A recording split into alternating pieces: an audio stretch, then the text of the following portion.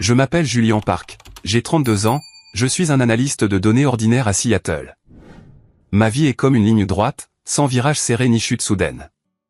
Je me réveille à 6 heures du matin, je prépare du café noir et je m'assois devant l'écran d'ordinateur toute la journée, passant au crible des données et prédisant des tendances pour la petite entreprise technologique pour laquelle je travaille.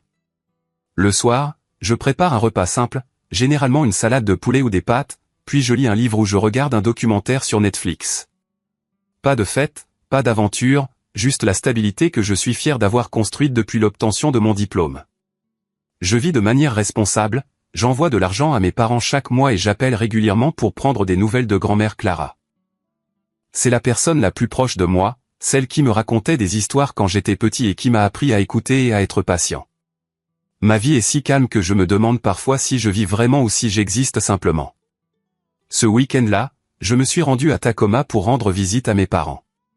La familière autoroute I-5, bordée d'arbres verts luxuriants des deux côtés, et la légère odeur salée du Puget Sound qui flottait dans l'air. Je rentre rarement à la maison, peut-être à cause du travail ou, plus profondément, parce que les conversations avec mes parents semblent souvent un peu forcées. Mon père, Henry Park, est un ingénieur à la retraite, strict et toujours en train de planifier. Ma mère, Angela, est une femme au foyer qui essaie de maintenir la paix, mais qui montre parfois des signes évidents d'épuisement. Quand j'ai poussé la porte, l'arôme de viande grillée et de légumes sautés s'est échappé de la cuisine. « Tu es venu nous rendre visite, Julian ?» a appelé maman depuis la cuisine, sa voix chaude mais légèrement pressée. Papa était assis à la table de la salle à manger, tenant le journal. Il a hoché la tête en guise de salutation sans lever les yeux. Nous nous sommes assis pour manger et le repas a commencé comme d'habitude. Riz blanc, bœuf sauté aux oignons, salade de tomates. J'ai parlé du travail, des chiffres secs que j'analysais, et ils ont hoché la tête attentivement, posant quelques questions polies. Mais ensuite, l'atmosphère a changé alors que nous mangions le dessert, un flan fait maison que maman avait préparé. Papa a soudainement posé sa cuillère et m'a regardé attentivement. « Julian, tu sais que ta mère et moi avons pensé à faire un voyage. » Son ton était sérieux, comme s'il discutait d'affaires. Maman a jeté un coup d'œil à papa, puis à moi, ses yeux pétillants. « Nous prévoyons d'aller au Japon, mon fils. C'est le rêve de toute une vie pour nous. Nous en avons parlé de nombreuses fois. » J'ai hoché la tête, pas particulièrement surpris. Il l'avait mentionné en passant auparavant, parlant de temples anciens, de cerisiers en fleurs et de cuisine raffinée. Je pensais que c'était juste un rêve éveillé. Mais maintenant, ils étaient sérieux. « Nous aurons besoin d'une aide financière de ta part, » a ajouté maman, sa voix douce mais pleine d'espoir. Billets d'avion, hôtel, nourriture. Rien de tout cela n'est bon marché, mais si nous n'y allons pas maintenant, nous n'aurons peut-être jamais une autre chance d'appeler ça un rêve. Mon cœur a battu un peu plus vite. Je ne suis pas millionnaire, mais avec un salaire stable et des économies, je pouvais couvrir les frais. Pourtant, quelque chose m'a fait hésiter. L'image m'a traversé l'esprit d'eux deux en voyage, heureux, libres, mais manquant d'un morceau. Grand-mère Clara, elle a 78 ans maintenant, vivant avec mes parents, mais souvent seule dans sa propre chambre. Elle m'avait dit un jour, sa voix tremblant d'émotion à propos du Japon, « Les personnes âgées vivent longtemps là-bas, Julian. Elles sont respectées, on s'incline devant elles, on s'en occupe comme de trésors. J'aimerais y aller juste une fois pour comprendre leur culture. » Ces paroles résonnaient dans mon esprit, m'empêchant d'accepter immédiatement. « D'accord, » ai-je dit lentement, regardant droit dans les yeux de mes parents. « Je paierai pour tout, mais à une condition. Grand-mère doit venir. » L'air est soudainement devenu tendu. Papa a froncé les sourcils. La bouche de maman s'est ouverte de surprise. « Qu'est-ce que tu viens de dire ? Tu veux que grand-mère vienne avec nous ? » Papa a immédiatement secoué la tête. « Ça ne marchera pas, Julian. Elle est vieille et se déplace lentement.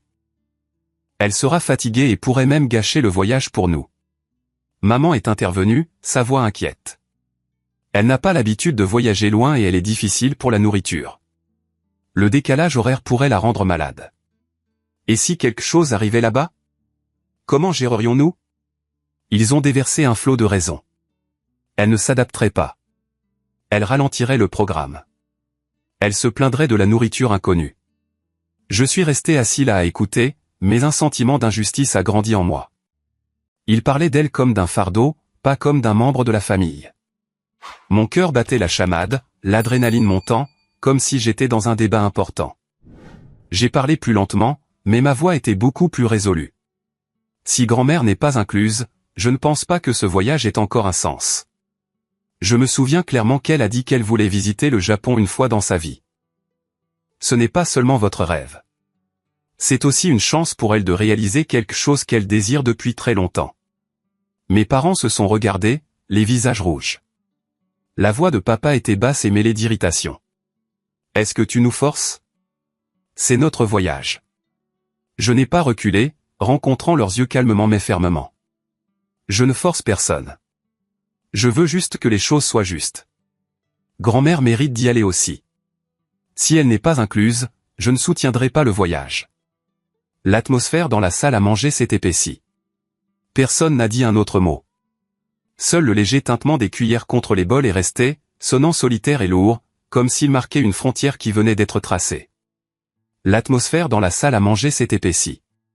Personne n'a dit un autre mot. Seul le léger tintement des cuillères contre les bols est resté, sonnant solitaire et lourd, comme s'il marquait une frontière qui venait d'être tracée. Je me sentais nerveux, comme si je me tenais au bord d'une falaise, craignant qu'il ne refuse et que tout ne s'effondre. Mais ensuite, après un long silence, maman a soupiré. D'accord, nous l'emmènerons. Papa a hoché la tête à contre-cœur, mais je pouvais clairement voir le mécontentement dans ses yeux. Ils ont accepté, non par joie, mais parce qu'ils ne voulaient pas perdre l'argent. Mon cœur s'est senti un peu soulagé, mais mêlé de tristesse. Pourquoi notre famille devait-elle être comme ça ? Le lendemain matin, je suis allé chez grand-mère. Elle vit dans une petite maison près de Tacoma, où elle cultive des roses et lit des livres toute la journée. Quand je lui ai parlé du voyage, ses yeux se sont illuminés comme des étoiles. « Vraiment, Julien ? Je vais au Japon ?» Sa voix tremblait d'excitation. Elle m'a serré fort dans ses bras, comme un enfant sur le point de recevoir un cadeau. Je ne l'avais jamais vue aussi heureuse. Dans les jours qui ont suivi, elle a commencé à se préparer. Je l'ai aidée à acheter des vêtements confortables, des vestes légères, des pantalons amples, des chaussures de marche. Elle a passé des heures à faire des recherches sur la culture japonaise sur l'iPad que je lui avais donné, apprenant des salutations simples. Konnichiwa, arigato, elle les a soigneusement notées dans un petit carnet, son écriture tremblante mais pleine de détermination. Chaque soir, j'appelais pour prendre de ses nouvelles, l'écoutant parler de ce qu'elle avait lu. Les Japonais respectent tellement les personnes âgées, mon cher. Ils ont des rituels de salutation et la vie y est lente et paisible. Un soir, je lui ai rendu visite tard. Nous nous sommes assis sur le porche, buvant du thé chaud sous le clair de lune. Elle m'a regardé, les yeux brillants. « Julien, c'est peut-être le dernier voyage de ma vie. » Ces paroles m'ont serré la poitrine, mais son ton n'était pas triste. Il était plein de gratitude. « Je n'ai pas peur de la mort, mon cher. Je veux juste vivre pleinement chaque instant. » J'ai tenu sa main, les émotions montant en moi. Pour la première fois, j'ai senti que ma décision avait vraiment apporté de la joie à quelqu'un. Elle était si excitée que son bonheur est devenu contagieux. J'ai oublié toute la tension avec mes parents. Le jour où je les ai accompagnés à l'aéroport de SeaTac, il pleuvinait. Grand-mère était la plus excitée, tirant sa petite valise avec un grand sourire. « Merci beaucoup, Julien », a-t-elle dit en me serrant fort dans ses bras. Mes parents étaient différents. Ils forçaient un sourire, mais leurs yeux montraient clairement un malaise. Peut-être parce que sa présence rendait le voyage moins parfait qu'ils ne l'avaient rêvé. Je les ai regardés embarquer. Mes sentiments étaient mitigés. Espérant que le voyage se passerait bien, mais aussi vaguement inquiet de ce qui pourrait arriver. Pendant les jours où ils étaient à Tokyo, j'ai souvent appelé grand-mère en vidéo. L'écran la montrait assise à l'hôtel avec une fenêtre derrière elle donnant sur des rues propres. « Julien, les trains ici sont incroyables, rapides et impeccables », m'a-t-elle dit, sa voix pleine d'énergie. Les rues n'ont pas un seul déchet. Les jeunes s'inclinent devant les personnes âgées. Je me sens respecté. Elle a décrit des repas simples, des sushis frais, des ramen chauds et le service attentionné. En la voyant sourire paisiblement, les yeux brillants, j'ai réalisé que cela faisait longtemps qu'elle n'avait pas été vraiment heureuse. Elle vivait exactement comme elle le souhaitait, étant écoutée et valorisée comme elle le méritait. Ces appels m'ont laissé attendre avec impatience le suivant, comme si je vivais par procuration à travers elle. mais au fond de moi, je sentais un vague malaise. Mes parents la traitaient-ils bien? J'ai repoussé cette pensée, espérant que tout allait bien. 2 semaines sont passées en un éclair. Le voyage s'est terminé, et je me suis rendu à l'aéroport de SeaTac avec un rare sentiment de soulagement. Sur le chemin, j'ai souri en pensant à toute la famille rentrant saine et sauve. Grand-mère allait raconter les merveilles de Tokyo, et mes parents admettraient probablement qu'emmener grand-mère avait été une bonne idée. J'avais même fait des plans, dîner chez mes parents, écouter leurs histoires, et peut-être donner à grand-mère un nouveau carnet pour noter ses souvenirs. Tout semblait complet, comme une histoire avec une fin heureuse que j'avais moi-même écrite. Je me suis garé sur le parking, j'ai vérifié l'heure. Le vol atterrissait à 15 heures, dans seulement 20 minutes. Mon cœur a battu un peu plus vite d'excitation, mais c'était le genre de nervosité agréable, pas d'inquiétude. Je suis entré dans le hall des arrivées internationales où la foule se bousculait avec des pancartes de bienvenue et où les haut-parleurs des annonces résonnaient au-dessus de nos têtes. Mes yeux ont balayé le flot de personnes sortant de la douane, à la recherche de 3 visages familiers. D'abord, j'ai repéré papa tirant sa valise, l'air fatigué après le long vol. À côté de lui se trouvait maman portant son sac à main, les cheveux légèrement en désordre, mais forçant toujours un sourire. Ils ont poussé leur chariot à bagages et j'ai fait un signe de la main en appelant « Maman, papa, je suis là ». Ils m'ont vu et ont hoché la tête, mais leur sourire était crispé. Pas le genre de joie que l'on attend après des vacances. Mon cœur s'est un peu serré, mais j'ai pensé qu'ils étaient juste fatigués. J'ai serré maman dans mes bras, j'ai tapoté l'épaule de papa et j'ai demandé « Comment s'est passé le voyage? Est-ce que tout le monde va bien ?» Puis j'ai réalisé que grand-mère n'était nulle part. Leur chariot était chargé de bagages, mais il n'y avait que 2. Où était Clara? Elle se déplaçait généralement lentement, mais elle devait être là. J'ai regardé à nouveau autour de moi, pensant qu'elle traînait peut-être derrière, poussant sa propre valise, mais non. Le hall des arrivées s'est progressivement vidé.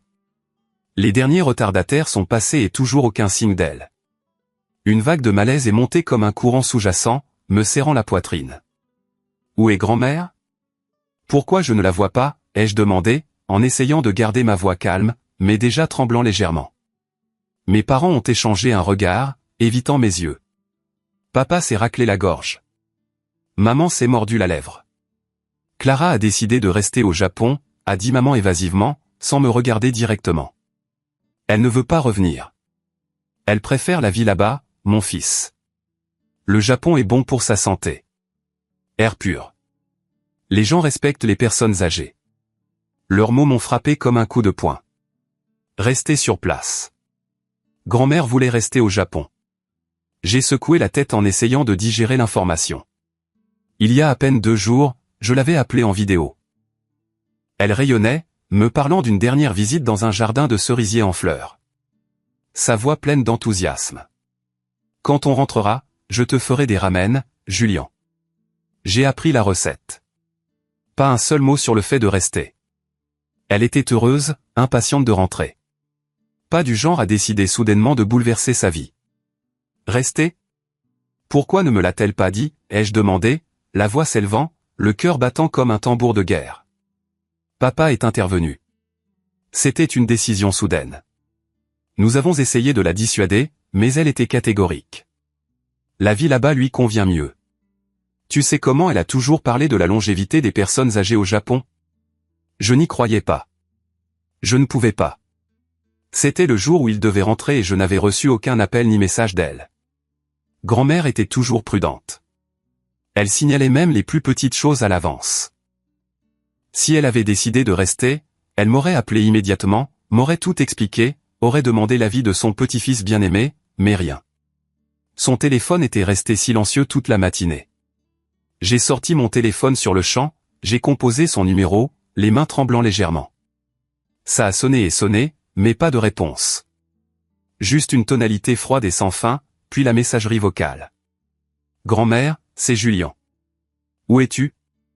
S'il te plaît, rappelle-moi, ai-je dit dans le téléphone, ma voix urgente. Mes parents se tenaient là, l'air mal à l'aise, mais ne disant rien de plus. Dans mon esprit, les questions se bousculaient comme une tempête. A-t-elle été forcée? Est-ce qu'il s'est passé quelque chose? Pourquoi ne m'ont-ils pas prévenu à l'avance? Mais devant eux, je ne pouvais pas accuser directement. Aucune preuve, juste l'instinct. J'ai dégluti difficilement, essayant de rester calme. Allons d'abord à la voiture. On en parlera plus tard. J'ai poussé silencieusement le chariot à bagages jusqu'au parking, le vent froid du Puget Sound me donnant la chair de poule. Tout autour de moi semblait flou, comme dans un film d'horreur. Le bruit des voitures, les gens qui riaient et parlaient, mais tout ce que j'entendais, c'était le battement chaotique de mon propre cœur. Je me suis dit, peut-être que je me fais des idées. Peut-être qu'elles voulaient vraiment rester et qu'ils essayaient juste de m'éviter de m'inquiéter. Mais au fond de moi, je savais que quelque chose n'allait pas.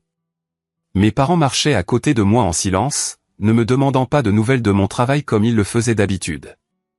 L'atmosphère était si lourde que j'avais envie de crier. Puis l'inattendu s'est produit.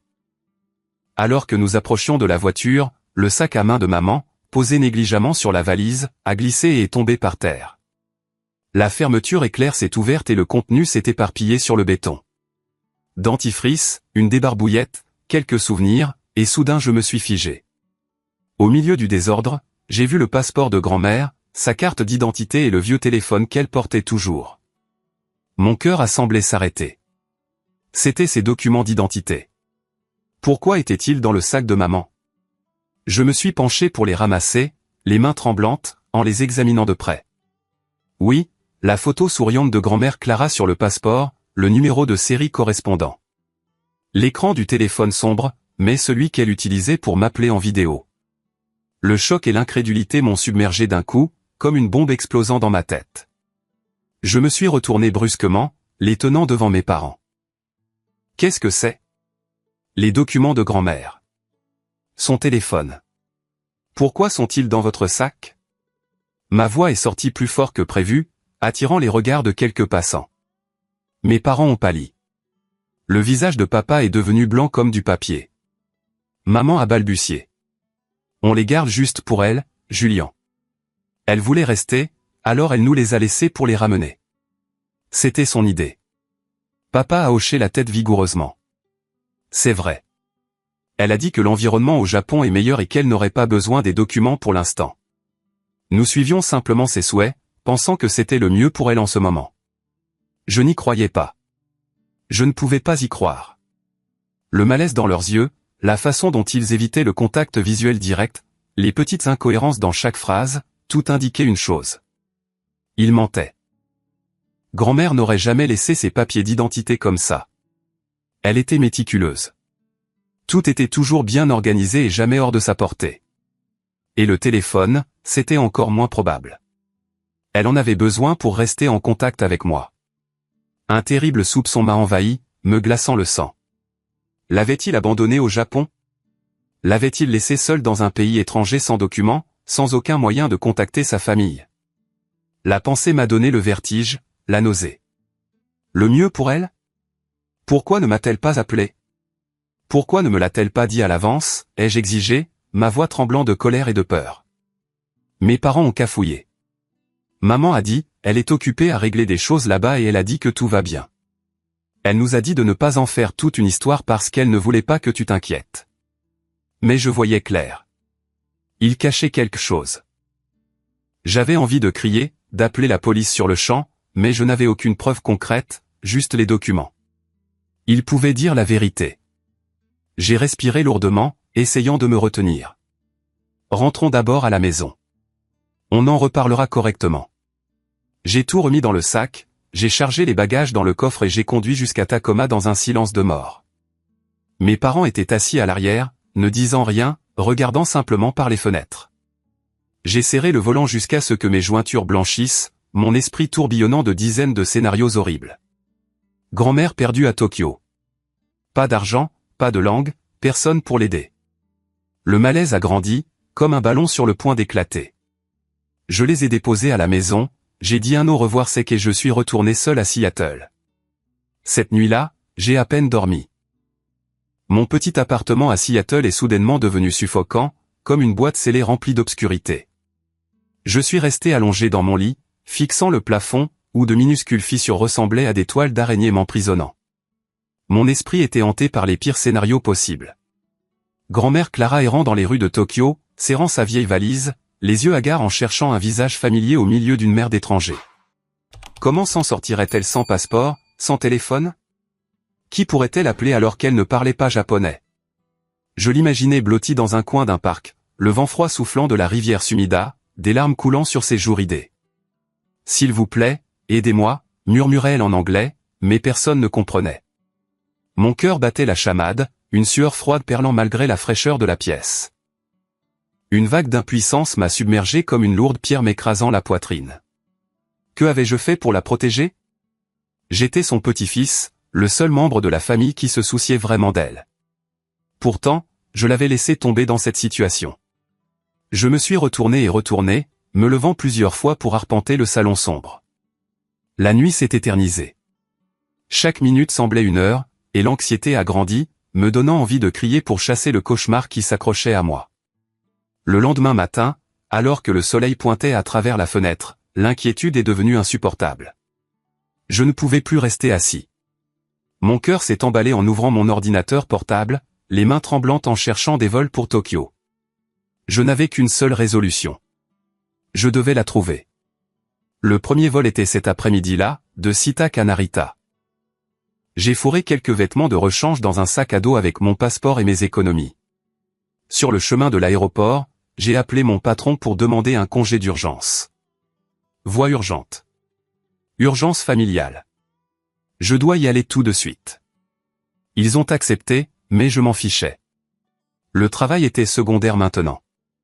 À l'aéroport, je me suis assis dans la salle d'attente, tapant du pied sans cesse, mon esprit tourbillonnant de plans. Une fois à Tokyo, je me dirigerai directement vers l'auberge Sakura à Shinjuku, l'hôtel dont elle m'avait fait l'éloge dans ses vidéos. Elle l'avait décrit en détail. C'est un petit hôtel confortable avec un propriétaire très gentil, Julian. C'est là que j'irai en premier au Japon. Si elle n'était pas là, j'irai à la police, je posterai des avis de recherche. Je ferai tout mon possible. La nervosité me tordait l'estomac comme une bombe à retardement. L'avion a décollé et j'ai regardé par la fenêtre les nuages blancs qui dérivaient. Mais mon cœur était aussi sombre qu'une tempête. Le vol a duré plus de 10 heures, un cauchemar éveillé. Je n'ai pas dormi, je suis juste resté assis là à rejouer de vieilles vidéos d'elle. Grand-mère rayonnant en parlant des trains, excitée par les cerisiers en fleurs. Ça fait si longtemps que je ne me suis pas senti aussi libre. Ces paroles résonnaient, me faisant monter les larmes aux yeux. Je me suis blâmé. Pourquoi n'ai-je pas pris l'avion avec eux dès le début? Pourquoi ai-je fait confiance à mes parents? Lorsque l'avion a atterri à Narita, Tokyo était déjà plongé dans le noir avec une légère pluie tombant. J'ai passé la douane en courant, j'ai pris un taxi immédiatement, sans repos malgré mon corps épuisé. Sakura in à Shinjuku, ai-je dit au chauffeur, la voie urgente. Sur le chemin, Tokyo s'est dévoilé par la fenêtre. Des néons clignotants, des foules pressées, des trains passant à toute vitesse, mais j'ai à peine remarqué. Mon esprit se préparait au pire. Les possibilités les plus sombres n'arrêtaient pas de me traverser l'esprit. Elle aurait pu être escroquée, volée, ou pire, sa santé défaillant à cause du choc. La pensée m'a presque étouffé. Je me suis réprimandé sans pitié. Espèce d'idiot, Julian. Tu l'as laissé seul avec eux. S'il lui arrivait quelque chose, tu ne te le pardonnerais jamais. Mon cœur s'emballait de manière erratique, la sueur coulant malgré la climatisation glaciale du taxi. Chaque fois que la voiture s'arrêtait à un feu rouge, j'avais l'impression que quelqu'un me serrait la poitrine. Dans mon esprit, je criais « Dépêchez-vous, s'il vous plaît ». Juste un peu plus vite. Finalement, le taxi s'est arrêté devant Sakura In, un petit bâtiment d'où une lumière jaune chaude se déversait des portes vitrées. J'ai payé à la hâte, j'ai mis mon sac à dos sur mon épaule et j'ai presque couru dans le hall. Derrière le comptoir de la réception se trouvait un homme d'âge mûr en uniforme impeccable. Il s'est incliné par habitude. Hirasemasu. J'ai pris une profonde inspiration, essayant de garder ma voix stable, et j'ai expliqué en anglais que je cherchais Clara Park, qu'elle était une cliente séjournant ici et ma grand-mère. Le réceptionniste a fait une pause, puis est passé à un anglais lent et poli, et m'a demandé d'attendre un instant. Il a regardé l'écran de l'ordinateur, a tapé quelques informations et a feuilleté le registre d'inscription à côté du comptoir. Je suis resté là, serrant fermement les bretelles de mon sac à dos, le cœur battant si fort que je pensais que tout le monde pouvait l'entendre. Chaque seconde s'étirait anormalement. Finalement, il a levé les yeux et a hoché la tête. Oui, Madame Clara Park séjourne toujours chez nous. Chambre 205. Ces mots m'ont submergé comme de l'eau fraîche. Mes jambes se sont dérobées. Toute la tension qui s'était accumulée pendant tout le voyage s'est enfin relâchée. J'ai failli m'effondrer, m'agrippant au comptoir, haletant. La tension des dernières heures, non, des 2 derniers jours s'est enfin dissipée. Elle était là. Elle était en sécurité. Je lui ai demandé de la contacter. S'il vous plaît, appelez-la pour moi. Dites-lui que son petit-fils est arrivé. Il a composé le numéro interne, a dit quelque chose en japonais, puis a hoché la tête. Elle descend tout de suite. Je suis resté dans le hall, les jambes tremblantes, les yeux fixés sur l'ascenseur. Chaque seconde semblait un siècle. Puis les portes se sont ouvertes, et elle était là, Clara Park, calme et posée, le visage détendu, portant sa veste familière, souriant en me voyant. Elle ne ressemblait pas à quelqu'un qui avait été abandonné ou en danger. Elle paraissait en bonne santé, les yeux brillants, marchant d'un pas assuré. « Julian, qu'est-ce que tu fais ici ?» a-t-elle appelé, sa voix chaude. Je me suis précipité vers elle, l'enveloppant dans une étreinte serrée jusqu'à ce qu'elle rigole. « Tu m'étouffes. » Je l'ai rapidement lâchée et je l'ai examinée de la tête aux pieds. Pas de blessure, pas de fatigue, l'esprit aussi vif que jamais. La peur dans mon cœur s'est dissipée. Des larmes ont coulé de manière incontrôlable. « Grand-mère, j'étais mort d'inquiétude pour toi. Pourquoi ne m'as-tu pas prévenu ? Maman et papa ont dit que tu voulais rester, mais je ne les ai pas crus. » Elle m'a tapoté l'épaule et m'a conduit à l'étage. « Viens d'abord dans ma chambre. Je t'expliquerai tout. » Sa chambre était propre et compacte avec une légère odeur de thé vert. Des livres et des cahiers étaient soigneusement rangés sur la table. Nous nous sommes assis. Elle a préparé du thé chaud et a commencé calmement son histoire. Pendant son séjour, le propriétaire de l'hôtel, Monsieur Hiroshi, s'était beaucoup attaché à elle. Il avait remarqué comment j'observais les clients plus âgés, demandant leurs besoins, comme des chaises plus basses ou du thé plus chaud. Il était impressionné. Elle a continué, les yeux brillants. Monsieur Hiroshi a reconnu le talent de Clara pour l'organisation, la communication et le soin des gens. Il m'a offert un emploi pour aider à gérer l'hôtel, en particulier pour servir les clients âgés. J'ai formé le personnel à écouter et à montrer du respect. Pour la première fois, Julian, je suis considéré comme un véritable atout, pas comme un fardeau.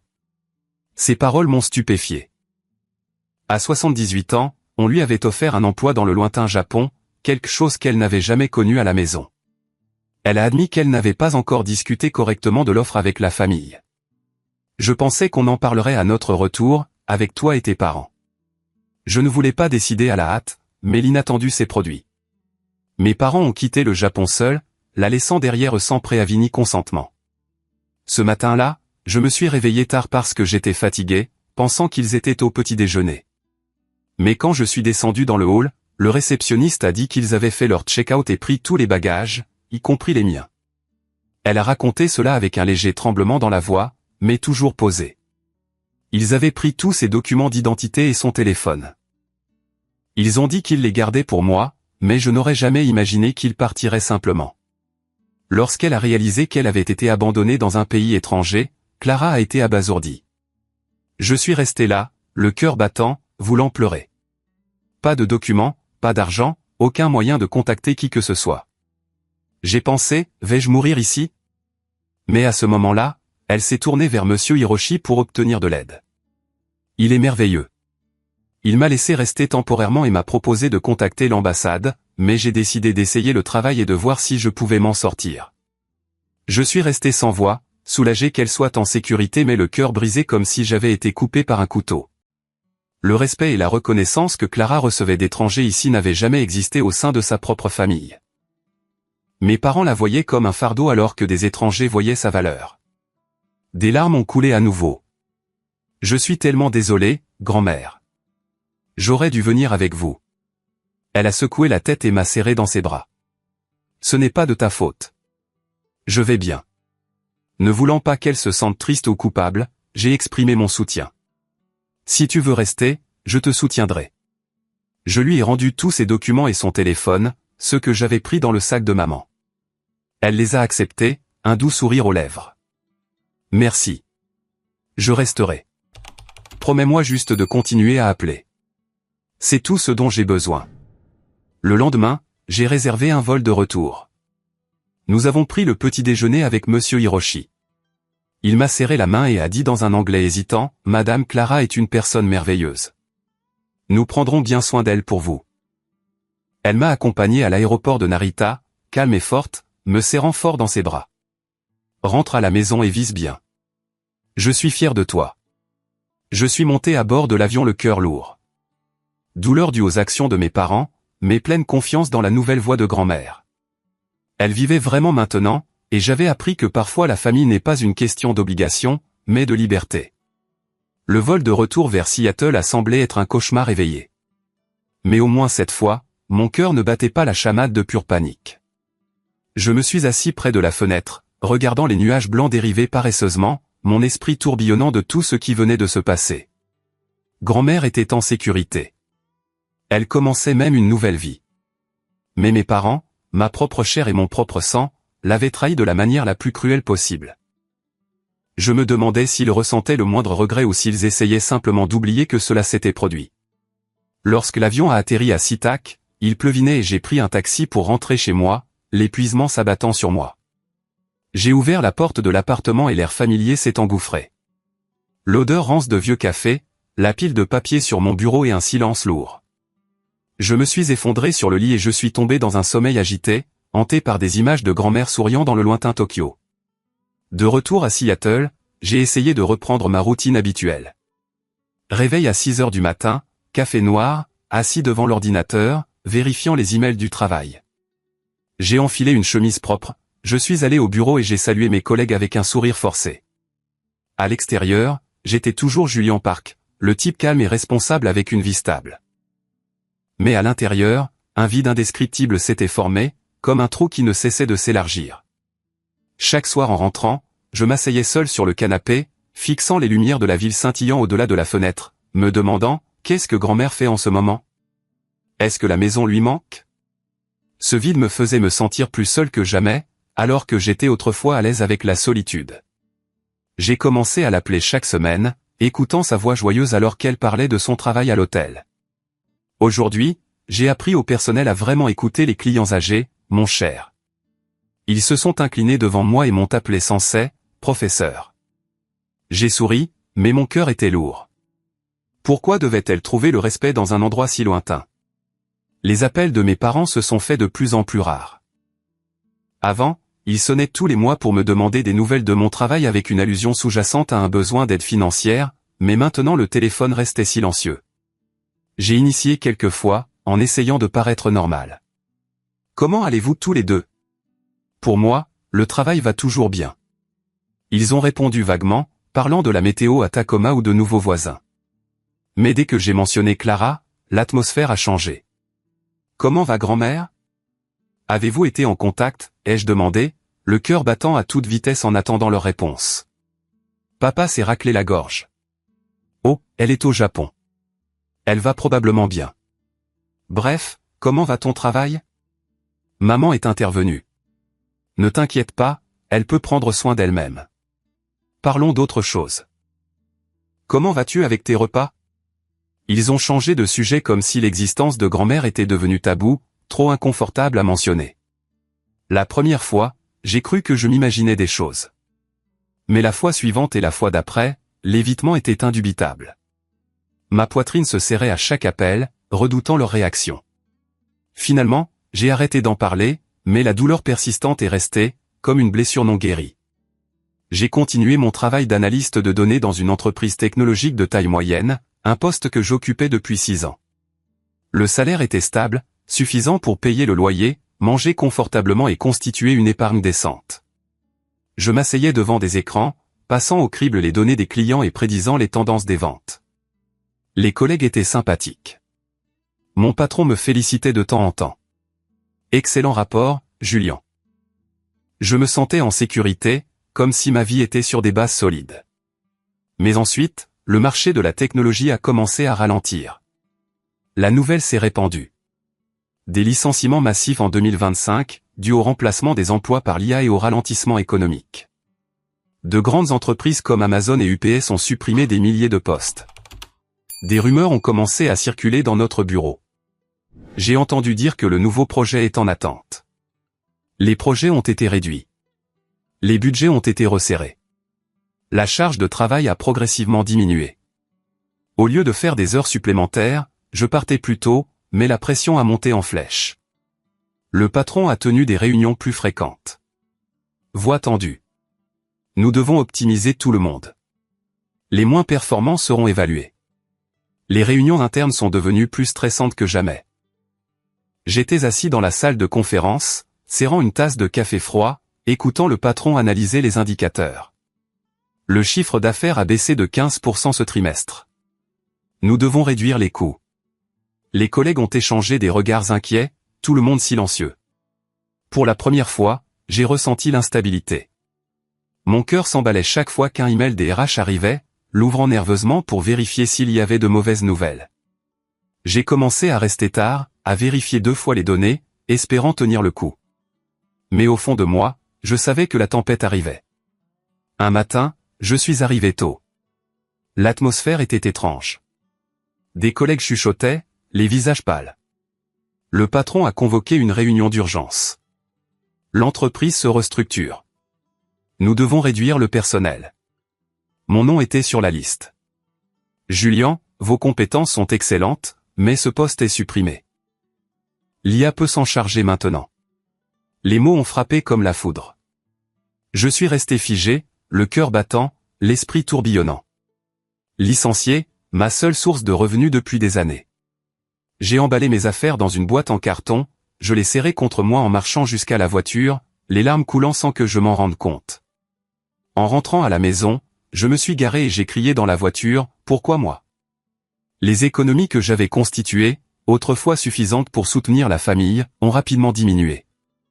Le coût de la vie à Seattle était exorbitant. 2000 $ de loyer par mois, assurance maladie, services publics, nourriture. J'ai budgétisé chaque dollar, annulant Netflix, mangeant plus frugalement.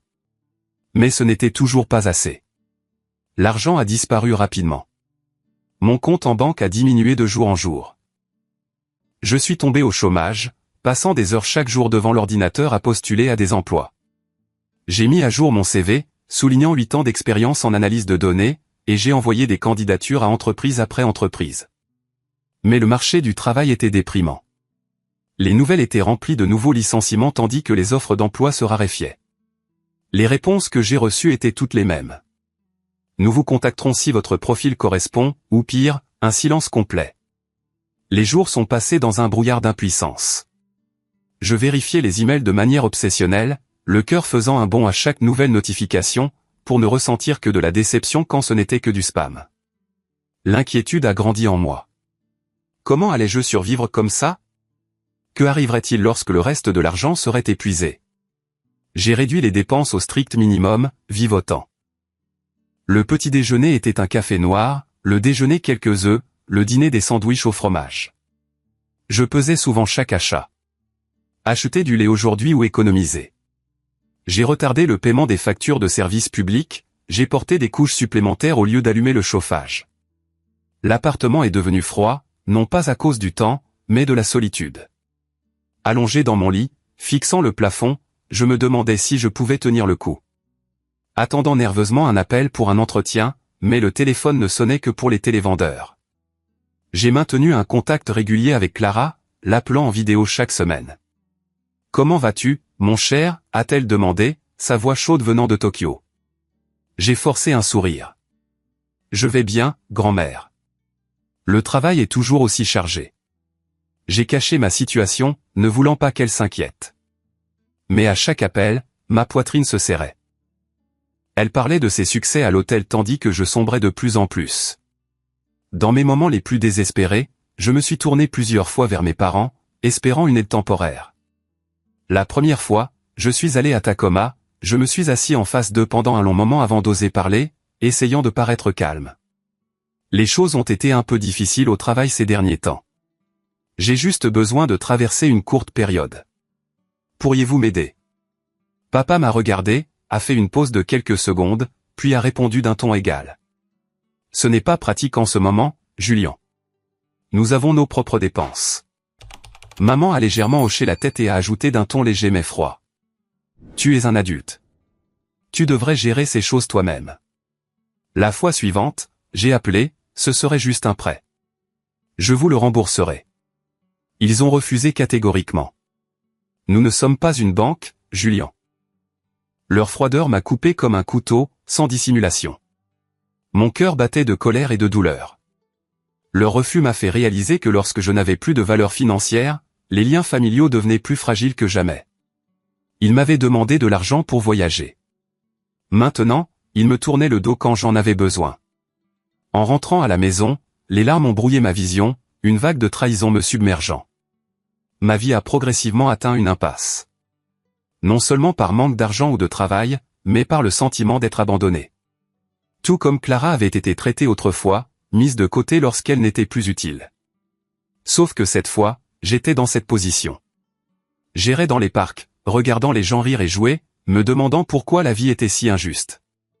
Attendant nerveusement une lueur d'espoir, mais ne rencontrant que de la déception. Pendant de longues nuits blanches, je suis resté éveillé, l'esprit en ébullition. J'ai commencé à comprendre que la stabilité à laquelle j'avais fait confiance n'existait que tant que je pouvais encore porter les autres. Quand je suis devenu vulnérable, tout s'est effondré.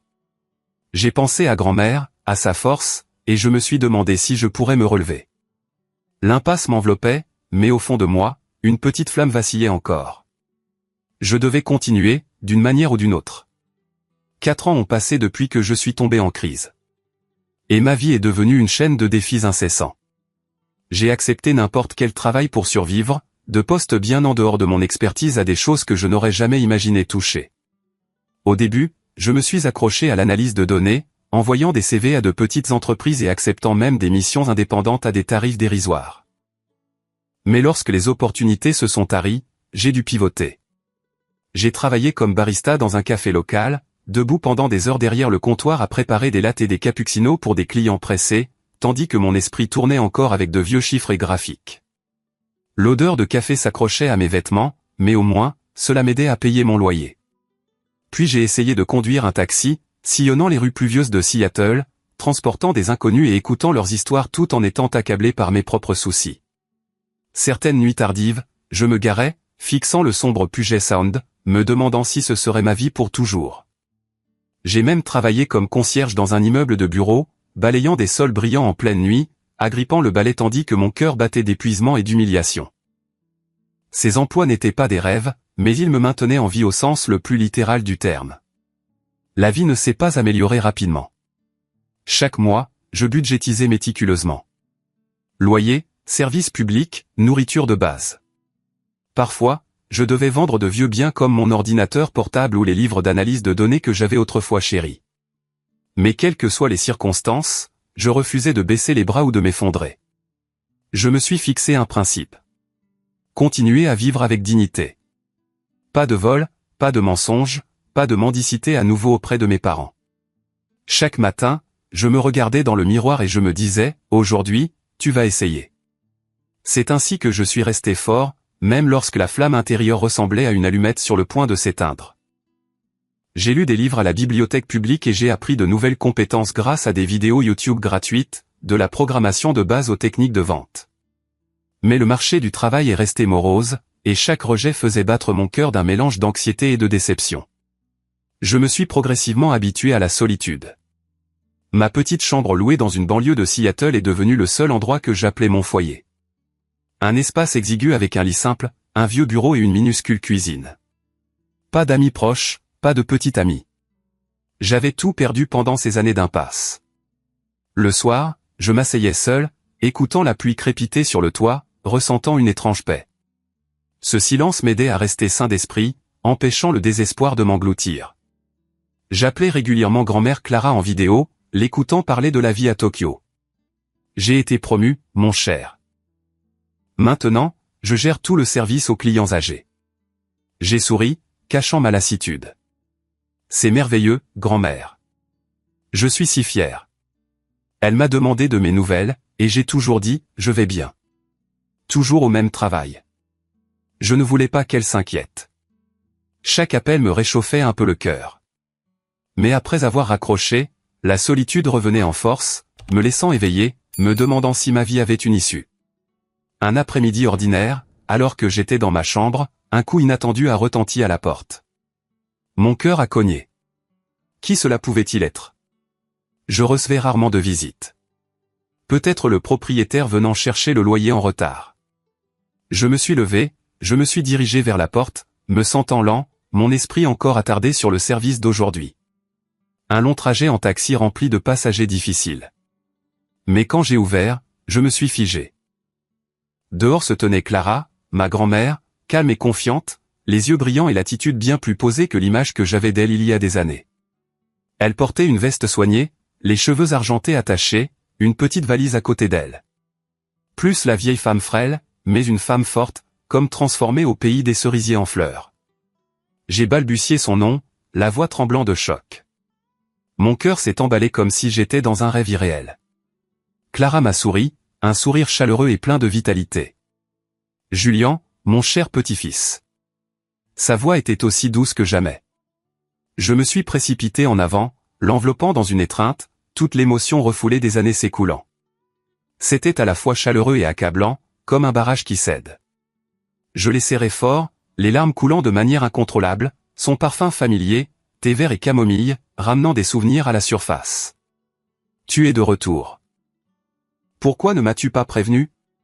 Tu m'as tellement manqué, ai-je chuchoté, la voix brisée. Elle m'a tapoté doucement le dos. Je voulais te faire la surprise. Entrons et parlons. Nous nous sommes détachés et je l'ai fait entrer. L'espace exigu est soudainement devenu plus chaleureux, rempli par sa présence. J'ai réalisé que cela faisait si longtemps que je ne m'étais pas senti vraiment pas seul. Cette chambre froide débordait maintenant d'une véritable chaleur familiale. Nous nous sommes assis sur le vieux canapé. J'ai préparé à la hâte du thé chaud, les mains tremblant encore d'excitation. Elle a jeté un coup d'œil à la pièce, ses yeux passant sur les livres et les papiers éparpillés, mais n'a rien dit de jugeant. Laisse-moi te raconter mes années au Japon, a-t-elle commencé, la voix stable mais fière. Elle a décrit comment on lui avait fait confiance, comment on lui avait donné des responsabilités, de l'assistance à la gestion à la formation du personnel. Au début, je n'aidais qu'à de petites choses, mais Monsieur Hiroshi a vu mon don pour observer les besoins des clients âgés. J'ai organisé des cérémonies du thé dédiées pour eux, j'ai écouté leurs histoires, je les ai aidés à se sentir respectés. Ses yeux se sont illuminés. Pour la première fois de ma vie, Julian, j'ai été apprécié pour mes capacités, pas pour mon âge. Personne ne m'a vu comme un fardeau. Il m'appelait Clarisant et écoutait mes opinions. J'ai écouté, le cœur battant d'émotion. Elle a détaillé ses voyages d'affaires nationaux au Japon, l'apprentissage du japonais de base, la création de nouveaux liens d'amitié. Chaque histoire peignait une image vivante d'elle marchant avec confiance dans le Tokyo animé. Mais au fond de moi, j'attendais avec anxiété. Pourquoi était-elle de retour? Était-il arrivé quelque chose? Lorsque Clara m'a interrogé sur ma vie actuelle, j'ai d'abord hésité, essayant de rester calme. Je suis comme toujours, grand-mère. Je fais des petits boulots, mais je vais bien. Ma voix était tendue. J'ai évité son regard, mais elle m'a regardé attentivement comme si elle lisait dans mon âme. Dis-moi la vérité, Julian. Je sais que tu caches quelque chose. Ces paroles ont touché la blessure, et je n'ai pas pu me retenir. Les larmes me sont montées aux yeux. J'ai craqué, lui racontant les années difficiles, le chômage prolongé, les emplois de fortune, comment mes parents m'avaient tourné le dos. J'ai perdu mon travail, grand-mère. J'ai essayé si fort, mais tout s'est effondré. Maman et papa n'ont pas voulu m'aider. Ils m'ont vu comme un fardeau. J'ai sangloté, la voix tremblante, le cœur battant de soulagement. Elle a écouté sans interrompre ni juger, me tenant simplement la main et m'encourageant doucement. Mon petit-fils, tu t'es si bien débrouillé. Ne pas abandonner, garder ta dignité. C'est la chose la plus précieuse dans les moments difficiles. Ces louanges, chaleureuses et sincères, m'ont fait pleurer davantage, mais de soulagement. Puis Clara a expliqué sa décision de retourner en Amérique. Je suis revenu pour un nouveau projet, mon cher. Sa voix était résolue. On lui avait confié l'ouverture d'un hôtel aux États-Unis sur le modèle japonais, axé sur le service et le respect des clients âgés. La société mère au Japon veut s'étendre, et ils me font confiance pour le faire. L'hôtel sera à Seattle, à proximité, avec la même philosophie d'écoute et de soins que Sakura Inn. J'étais stupéfait, la bouche bée. Alors, tu diriges tout le projet? Je veux dire, tu vas tout gérer du début à la fin. Elle a souri.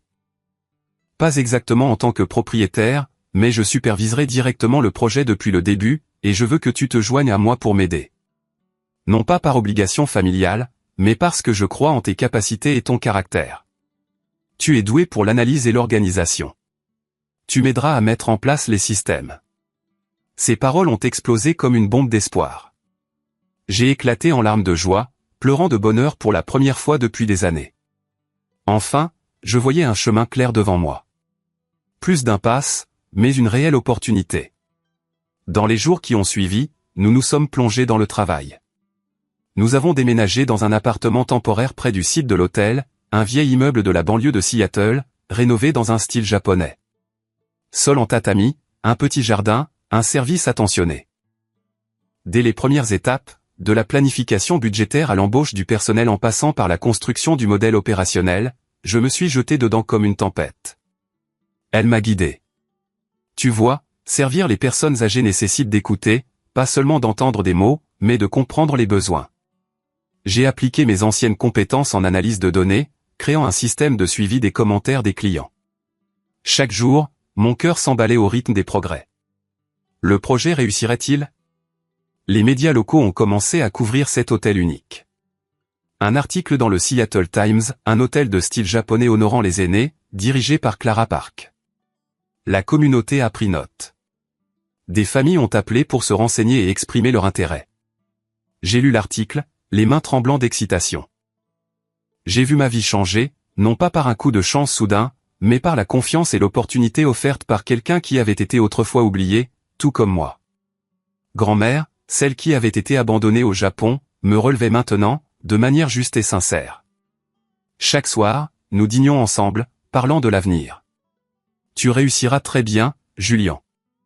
Je crois en tes capacités, a-t-elle dit. Et je l'ai cru. Ma vie n'était plus une impasse.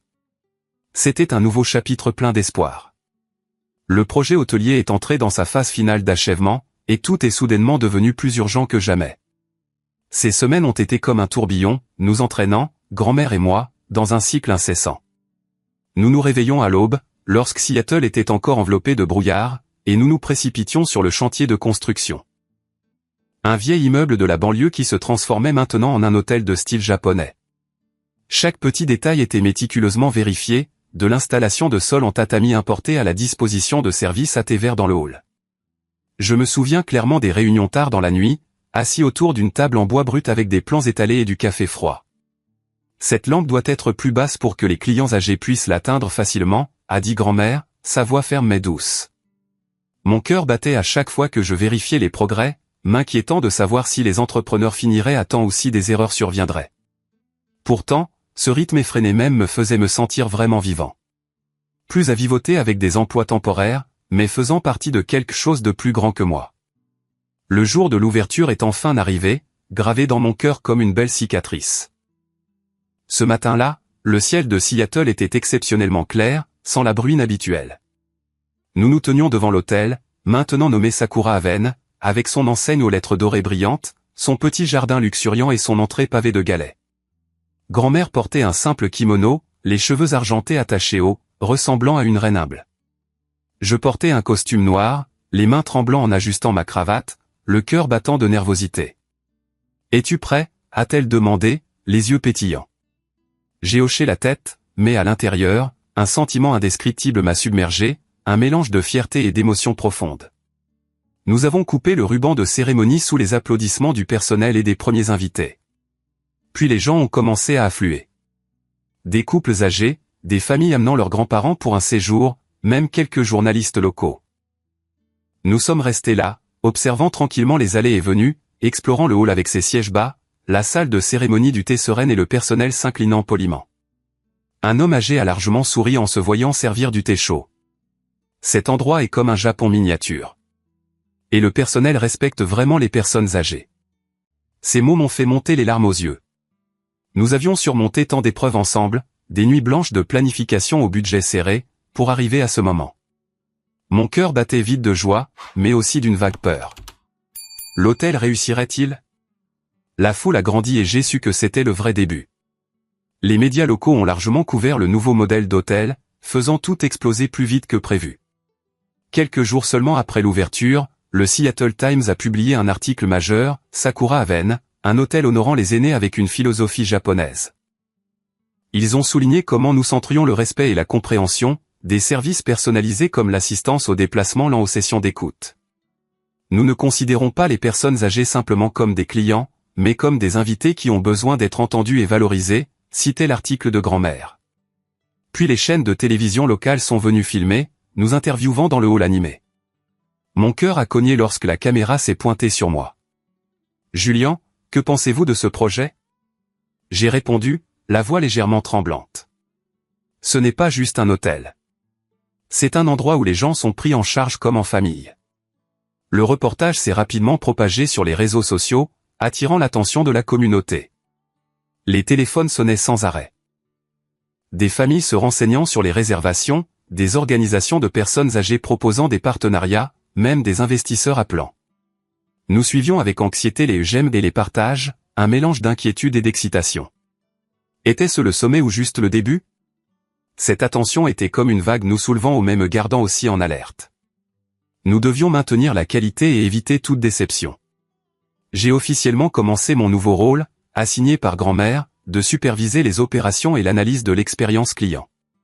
C'était un mélange parfait de données, ma vieille familiarité, et d'observation du monde réel. Chaque matin, je travaillais au bureau derrière la réception, passant au crible les commentaires sur l'ordinateur. Le client A préfère des chaises plus basses. Le client B a besoin d'un thé plus chaud. J'ai créé des feuilles de calcul, prédit les besoins et suggéré des améliorations. Mais le travail ne se limitait pas aux chiffres secs. Je devais descendre dans le hall, observer comment les clients se déplaçaient et écouter les histoires qu'ils partageaient. Au début, j'étais encore maladroit. La charge de travail était intense. Une tâche succédant à une autre sans pause. Réunion du matin, vérification des chambres l'après-midi, finalisation des rapports tard le soir. La responsabilité était bien plus grande que tout ce que j'avais connu. Avant, j'analysais les données seul, maintenant je dirigeais une équipe et prenais des décisions rapides. Mon cœur s'emballait pendant les réunions du personnel. Mon idée est-elle bonne?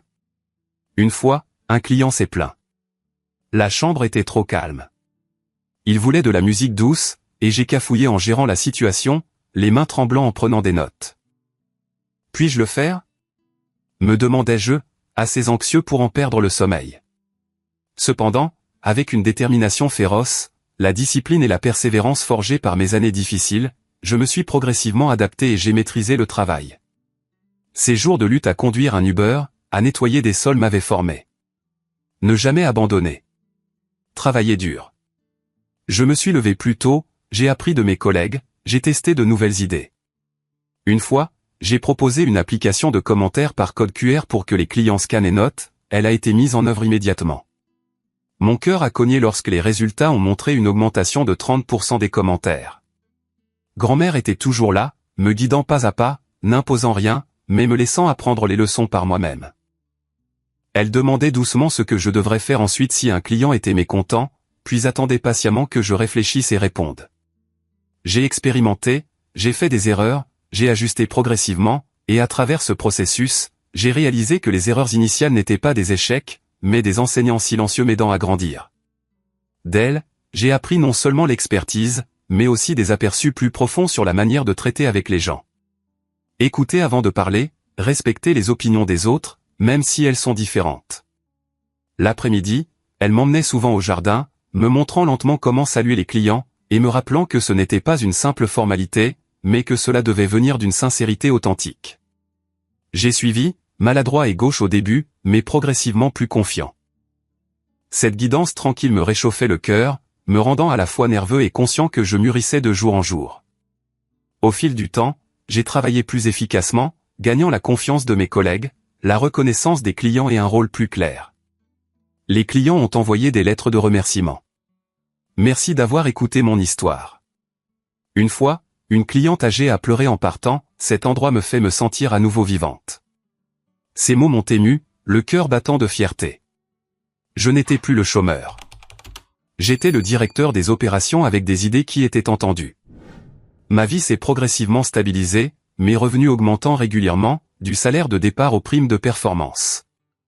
Les jours d'inquiétude pour les repas où le coût de la vie se sont estompés en souvenirs lointains, s'effaçant comme un vieux rêve.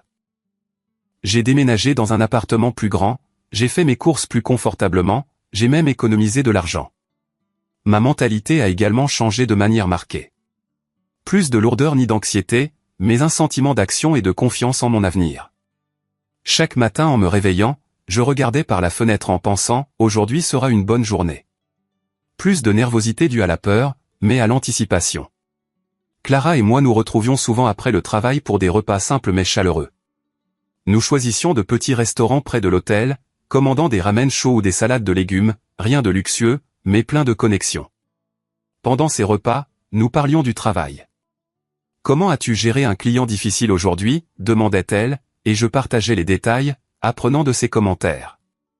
Nous discutions de la façon dont les gens se traitent les uns les autres. Le respect n'est pas des mots mais des actions, enseignait-elle. Et la valeur de ralentir pour écouter. La vie est trépidante, mais si tu ne fais pas de pause, tu manqueras tellement de choses, disait-elle, la voix chaude et stable.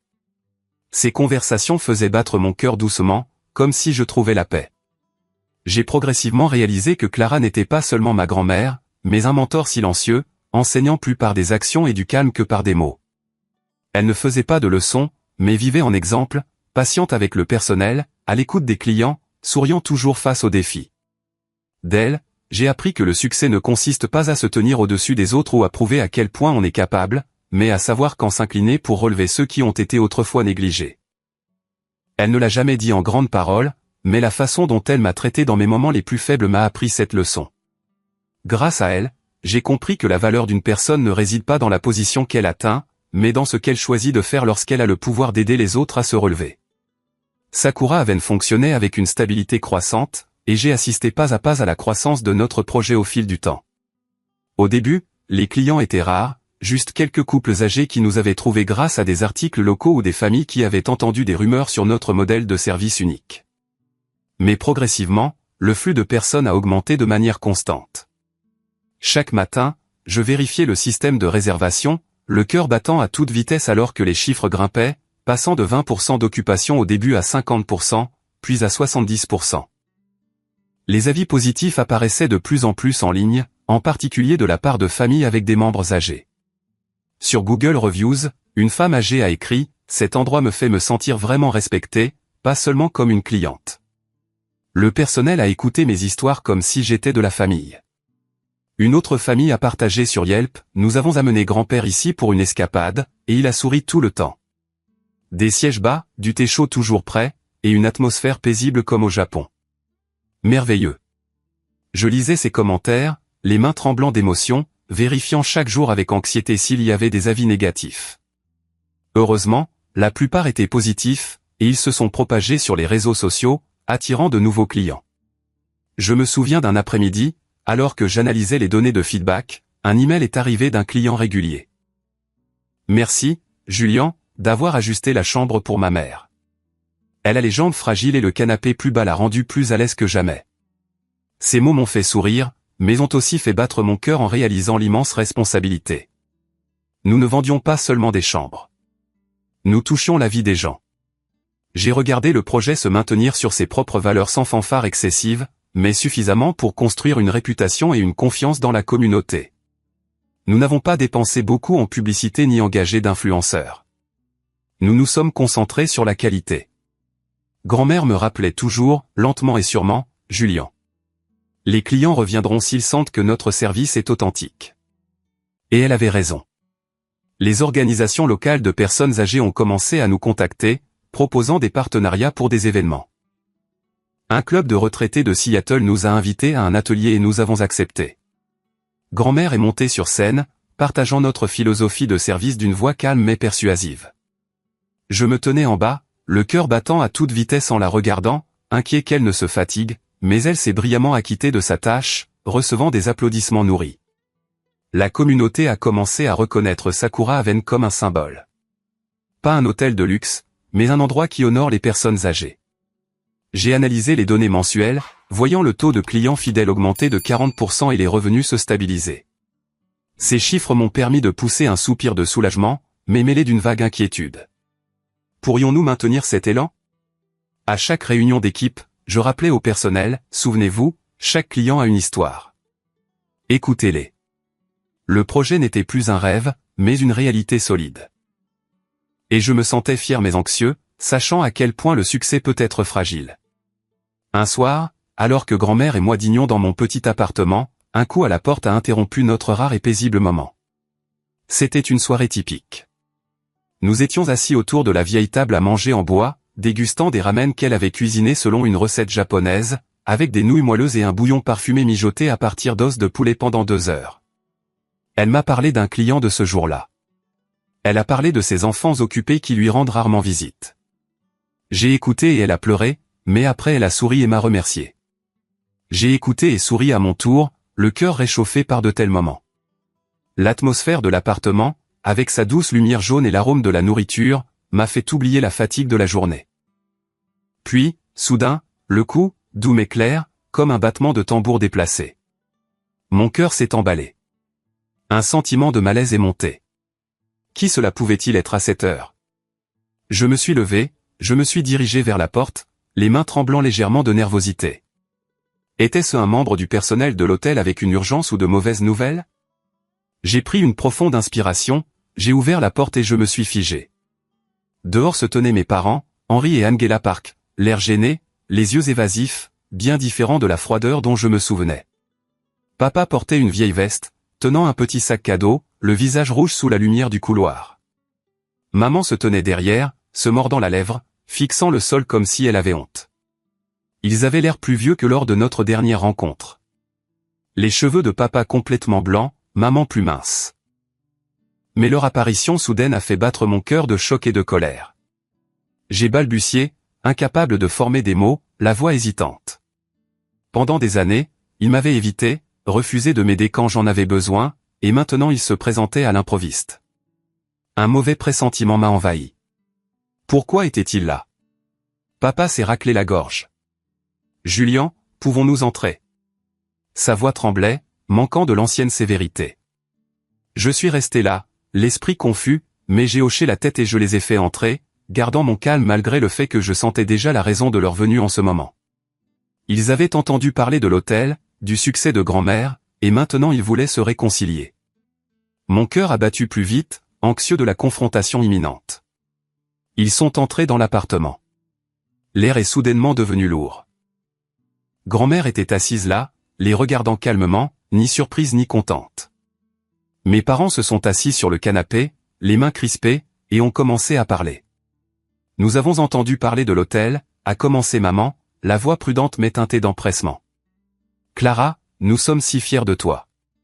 Le projet est merveilleux et ce que tu as accompli. Papa est intervenu maladroitement. Oui, nous avons lu les journaux, vu tout le monde en faire l'éloge. Tu es incroyable. Ils se sont tournés vers grand-mère, offrant des excuses tardives. Clara, nous sommes désolés pour ce qui s'est passé avant. Nous avons eu tort de te laisser au Japon comme ça, mais c'était un malentendu. Nous pensions que c'était pour le mieux pour toi. Maintenant, nous voulons nous réconcilier pour le bien de la famille. Nous sommes du même sang, n'est-ce pas? Leurs paroles sonnaient si peu sincères que j'ai failli ricaner. Ils parlaient de liens familiaux comme s'ils ne m'avaient pas tourné le dos pendant mon chômage. Mon cœur battait de colère, mais j'ai observé en silence, voyant clairement que cette visite ne découlait pas d'un véritable remords, mais de l'incapacité d'ignorer le succès de grand-mère. Ils ont vu sa renommée, le triomphe du projet, et maintenant ils voulaient une part du gâteau. Peut-être un rapprochement, ou même un soutien financier inversé. Je n'ai rien dit, je n'ai pas objecté, j'ai juste attendu tranquillement la réponse de grand-mère, sachant que seule elle comptait. Mon cœur s'est emballé comme si je regardais une pièce de théâtre tendue. Incertain de la fin. Clara était assise droite, les mains posées calmement sur la table. Elle a regardé Henri, puis Angela, les yeux stables sans ciller. Elle a parlé lentement. Henri, Angela, je veux d'abord dire une chose clairement. J'ai pardonné ce que vous avez fait il y a longtemps. À ces mots, mes parents se sont figés. Maman a pris une profonde inspiration, ses yeux vacillants d'espoir. Papa a légèrement hoché la tête comme s'il attendait la suite. Clara a continué, la voix égale et claire. J'ai pardonné non pas pour que vous puissiez prétendre que cela n'est jamais arrivé, mais pour que je ne porte plus de ressentiment et de douleur. Je ne voulais plus de ce fardeau. La pièce est devenue tendue. J'ai senti mon cœur battre plus vite, sentant que les prochains mots seraient cruciaux. Clara a levé la tête, les yeux résolus. Mais je ne peux pas accepter de réconcilier cette relation. La déclaration a atterri lourdement. La bouche de maman s'est légèrement entr'ouverte. Papa a serré les mains plus fort. La relation entre moi et vous a pris fin le jour où vous avez quitté le Japon et m'avez abandonné sans explication, a poursuivi Clara, chaque mot distinct. À ce moment-là, j'ai compris que je n'étais plus quelqu'un que vous appréciez ou dont l'opinion comptait. Elle a fait une brève pause, puis a continué, la voix toujours calme mais vive. J'ai choisi une vie différente pour moi. Une vie où je suis respecté, où je peux décider par moi-même et vivre fidèle à mes valeurs. Cette vie m'apporte une paix que je n'avais jamais eue auparavant. Dans cette vie, il n'y a pas de place pour ceux qui m'ont autrefois vu comme un fardeau, que ce soit involontairement ou délibérément. Papa a rapidement parlé, balbutiant, nous ne voulions pas te faire de mal. C'était une grosse erreur. Maintenant, nous comprenons et nous le regrettons vraiment. S'il te plaît, donne-nous une chance de réparer. Maman a ajouté, la voix tremblante. Maman Clara, nous sommes une famille de toute façon. Personne n'est parfait. Donne-nous juste une chance. Nous pouvons recommencer. Elle s'est tournée vers moi, les yeux suppliants. Julien, tu comprends tes parents, n'est-ce pas? Parle pour nous. Je suis resté là, la gorge serrée, incapable de dire un mot. Clara les a regardés, les yeux inflexibles. Vous avez fait vos choix à l'époque, a-t-elle dit lentement. Je respecte ces choix et maintenant je vous demande de respecter les miens. Je ne vous en veux pas, et je ne veux pas d'autres disputes, a conclu Clara, la voix douce mais ferme. Ma décision est prise. Personne n'a plus parlé. Mes parents sont restés assis en silence un moment, puis se sont levés lentement. Le visage de papa était rouge de honte. Maman a baissé la tête, évitant le regard de grand-mère. Arrête, maman. On ne veut plus en entendre parler. On s'en va, a dit doucement papa. Si tu changes d'avis, s'il te plaît, fais-le nous savoir. La porte s'est fermée. La pièce est tombée dans le silence comme si un vieux chapitre s'était officiellement terminé sans retour possible. J'ai serré Clara dans mes bras, réalisant qu'elle n'était pas seulement quelqu'un qui avait enduré toute une vie, mais une femme forte qui savait comment fixer des limites et protéger sa propre valeur. Elle m'a serré fort dans ses bras en chuchotant, ne sois pas triste, mon Julien. Je vais bien et je te souhaite seulement de toujours vivre avec bienveillance, sans jamais laisser personne te faire oublier ta propre valeur. Des larmes ont coulé sur mon visage, mais de fierté. Elle m'avait appris la leçon de la vraie force. Mon cœur s'est emballé d'émotion, et j'ai su qu'à partir de maintenant ma famille, c'était elle, celle qui comprenait vraiment la valeur de l'amour. Après cette rencontre, la vie de grand-mère et la mienne ont continué dans une stabilité paisible, sans autres apparitions ni interférences de mes parents. C'était comme si un vieux chapitre s'était complètement refermé, la porte claquant sans écho. Dans les jours qui ont suivi, je vérifiais encore mon téléphone par habitude, le cœur battant à toute vitesse pour voir s'il pourrait rappeler ou essayer de nous persuader une fois de plus. Mais non, le téléphone est resté silencieux. Seuls des messages du personnel de l'hôtel ou des appels vidéo de grand-mère. Je rentrais chez moi chaque soir, regardant les rues scintillantes de Seattle, ressentant un mélange de soulagement et d'un léger vide. Plus d'appels évasifs. Plus d'évitement en mentionnant grand-mère, juste la paix que nous avions construite nous-mêmes. Grand-mère semblait imperturbable, continuant son travail avec un sourire serein comme si l'incident n'était qu'une brise passagère. Je lui ai demandé une fois, la voix hésitante, regrettes-tu de les avoir refusés? Elle a secoué la tête, les yeux lointains. Non, Julien. J'ai choisi de vivre pour moi-même, et maintenant je suis vraiment heureuse. Ces paroles m'ont fait réfléchir profondément, le cœur s'emballant en réalisant que parfois le pardon ne signifie pas rouvrir la porte. Le travail à l'hôtel s'est installé dans un rythme régulier, et je me suis entièrement consacré au projet et à la nouvelle vie que grand-mère et moi construisions ensemble. Chaque matin, j'arrivais tôt au bureau, m'asseyant devant l'écran, analysant les données de feedback des clients. Les chiffres en hausse et les commentaires chaleureux faisaient battre mon cœur d'excitation. Nous avons élargi les services, ajoutant des cours de cérémonie du thé pour les clients âgés, organisant des sessions de partage en groupe pour qu'ils racontent leurs souvenirs. Grand-mère supervisait la vue d'ensemble tandis que je gérais les opérations, des horaires de réservation à la formation du personnel. Les réunions d'équipe sont devenues une routine avec du café chaud et des plans tentaculaires. Une fois, nous avons rencontré un problème mineur, un groupe se plaignant du bruit de la rue, et je me suis plongé dans la résolution, appelant avec anxiété des entrepreneurs pour du verre insonorisé. Les résultats sont arrivés plus vite que prévu. Les commentaires positifs ont afflué et j'ai poussé un soupir de soulagement, réalisant que ce projet n'était pas seulement un travail, mais quelque chose de bien plus significatif. La nouvelle vie me donnait le sentiment de contrôler la situation. Plus de vie dans la crainte quotidienne comme avant. J'ai même commencé à apprendre des phrases de japonais de base avec elle, éclatant de rire chaque fois que je prononçais mal « arigato gozaimasu ». Elle riait avec moi, me tapotant l'épaule et disant que je m'améliorais petit à petit. Ces moments simples me réchauffaient le cœur. Pourtant, au fond de moi, un vague malaise persistait, comme si le passé pouvait revenir à tout moment. Je l'ai mis de côté, me disant de me concentrer sur le présent que nous créions. Un jour au travail, alors que j'étais au bureau derrière la réception, examinant les rapports de revenus hebdomadaires, mon téléphone a soudainement sonné. Mon cœur s'est emballé. Un numéro inconnu, mais avec le code régional familier de Tacoma. J'ai hésité, puis j'ai répondu. À l'autre bout du fil, c'était la voix de maman, Angela, tremblante, complètement différente de notre dernière rencontre. « Julian, ton père s'est effondré à la maison. On l'a emmené aux urgences. » Ces paroles m'ont stupéfié comme un coup de poing inattendu à la poitrine. Mon cœur a cogné. Mon esprit a tourbillonné de pensées. Papa s'est effondré. J'ai essayé de rester calme, demandant rapidement, comment va-t-il maintenant? Quel hôpital? Maman a sangloté. Tacoma Général. Les médecins l'examinent. Peux-tu venir? J'ai jeté un coup d'œil à l'horloge. Encore 2 heures avant la fin du service. Mais je n'ai pas hésité. J'arrive tout de suite. Reste forte, maman. En raccrochant, je me suis levé, les mains tremblant en rassemblant mes affaires. Malgré le long silence et les blessures persistantes, le refus pendant mon chômage, l'abandon de grand-mère, je ne pouvais pas rester indifférent. Au fond, ils étaient toujours mes parents.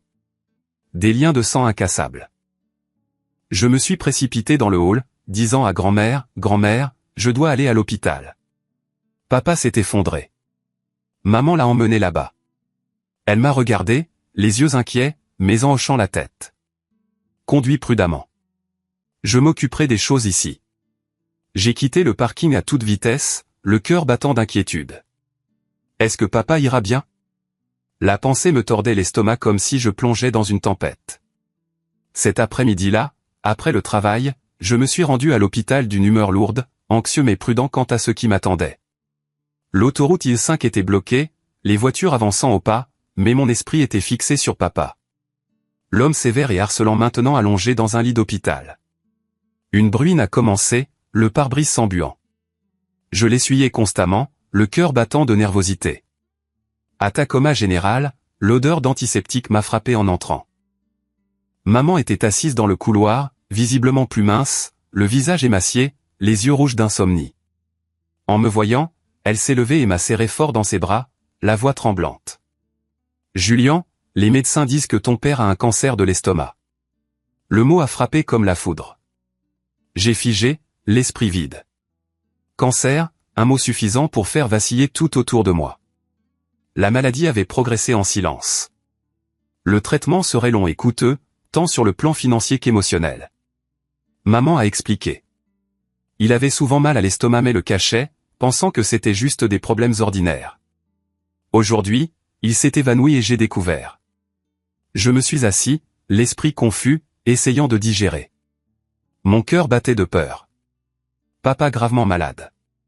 Et maintenant? Nous n'avions jamais été proches mais la pensée de le perdre me glaçait. J'ai rendu visite à Henri, le voyant sur le lit, l'air visiblement fatigué, la peau pâle, une perfusion dans le bras. Pourtant, il essayait de maintenir sa façade de dur, évitant mes yeux comme si admettre la maladie était une faiblesse. « Comment te sens-tu, papa ?» ai-je demandé, la voix tremblant, le cœur s'emballant, incertain de ce qu'il fallait dire. Il a hoché la tête faiblement. Ça ira. Ne t'inquiète pas, il a peu parlé de la maladie, ne demandant qu'avec désinvolture des nouvelles de mon travail. Comment va l'hôtel? Toi et grand-mère, vous êtes occupés, faisant semblant que tout était toujours sous contrôle, comme s'il restait le pilier de la famille. J'ai répondu vaguement, partageant des informations sur le projet, mais l'air était lourd. La distance restait, les vieilles blessures empêchant une conversation honnête. Je suis resté assis près du lit un moment, lui tenant doucement la main, sentant sa peau froide. Ma poitrine s'est serrée de pitié mêlée de colère. Pourquoi n'a-t-il rien dit plus tôt? Pourquoi notre famille cachait-elle toujours les choses? Finalement, je suis parti. Non par froideur, mais incapable de supporter l'atmosphère. Dans le couloir, maman m'a serré dans ses bras en pleurant, « Aide-nous, s'il te plaît. » Les coups sont si élevés. J'ai hoché la tête vaguement, retournant à Seattle sous une pluie battante, l'esprit chaotique. Ce soir-là, autour d'un simple repas de pain grillé et de salade de poulet, j'ai tout raconté à Clara sous la douce lumière jaune. Je l'ai regardée et j'ai dit lentement, on a diagnostiqué un cancer de l'estomac à papa. Les médecins disent que c'est avancé. J'ai fait une pause, respirant profondément. Maman s'inquiète de tout, surtout des coûts de traitement. Papa essaie toujours de faire le fort, comme si rien n'était hors de contrôle. Elle a écouté sans interrompre, hochant simplement la tête calmement. « Comment te sens-tu » a-t-elle demandé doucement. J'ai soupiré. Inquiet, grand-mère, mais en colère aussi. Pourquoi n'a-t-il rien dit plus tôt? Elle n'a pas conseillé, elle a juste tenu ma main. Tu décides par toi-même. Ces paroles m'ont un peu soulagé, mais mon cœur battait toujours d'inquiétude. Par la suite, j'ai suivi l'état de papa par l'intermédiaire de maman, appelant chaque semaine. À chaque appel, j'entendais parler de longues séances de chimiothérapie. Papa s'affaiblissait de jour en jour. Son moral déclinait clairement. Les coûts de traitement s'accumulaient sans relâche, des factures d'hôpital aux médicaments. Une fois, maman a craqué, pleurant au téléphone, la voix étranglée. Je ne sais plus comment gérer, Julien. J'ai envoyé de l'argent pour aider malgré un ressentiment persistant, le cœur battant d'inquiétude. Papa survivrait-il? À chaque visite à l'hôpital, Henri évitait de discuter de la maladie, essayant de paraître fort et indépendant. Je vais mieux. Rentre chez toi. Mais j'ai vu que c'était une carapace cachant la peur et l'impuissance. Ses yeux rouges, ses mains tremblant en tenant un verre. Je suis resté assis là, partageant des histoires de l'hôtel pour lui remonter le moral, mais l'ambiance était tendue. Mon cœur s'est emballé d'émotion. C'était mon père, après tout. J'ai partagé ces nouvelles avec Clara lors de nos repas du soir, comme un moyen de me décharger et de rester équilibré.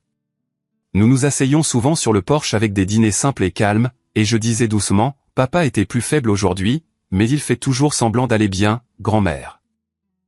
Elle écoutait calmement, sans jugement ni interférence, absorbant simplement l'histoire avec la sérénité de quelqu'un qui avait traversé assez de hauts et de bas.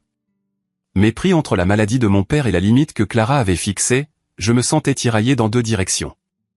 En tant que fils qui ne pouvait pas tourner le dos, mais qui comprenait que toutes les relations ne peuvent pas revenir à d'anciennes habitudes. Mon cœur s'emballait chaque fois que j'y pensais, les aider, mais sans oublier le passé. La vie a continué, mais l'inquiétude latente faisait de chaque jour un nouveau défi. Dans les semaines qui ont suivi, j'ai essayé de tout équilibrer. Le travail à Sakura Haven est resté chargé avec un nombre de clients stables et des commentaires positifs qui ont apaisé mes inquiétudes. Chaque matin, je me suis réveillé tôt, j'ai préparé un café fort et je me suis assis devant l'ordinateur, passant au crible les commentaires des clients de la nuit. Grand-mère était toujours à mes côtés. Nous nous sommes rencontrés quotidiennement à l'hôtel pour discuter des plans d'expansion, peut-être en ajoutant un petit jardin de méditation.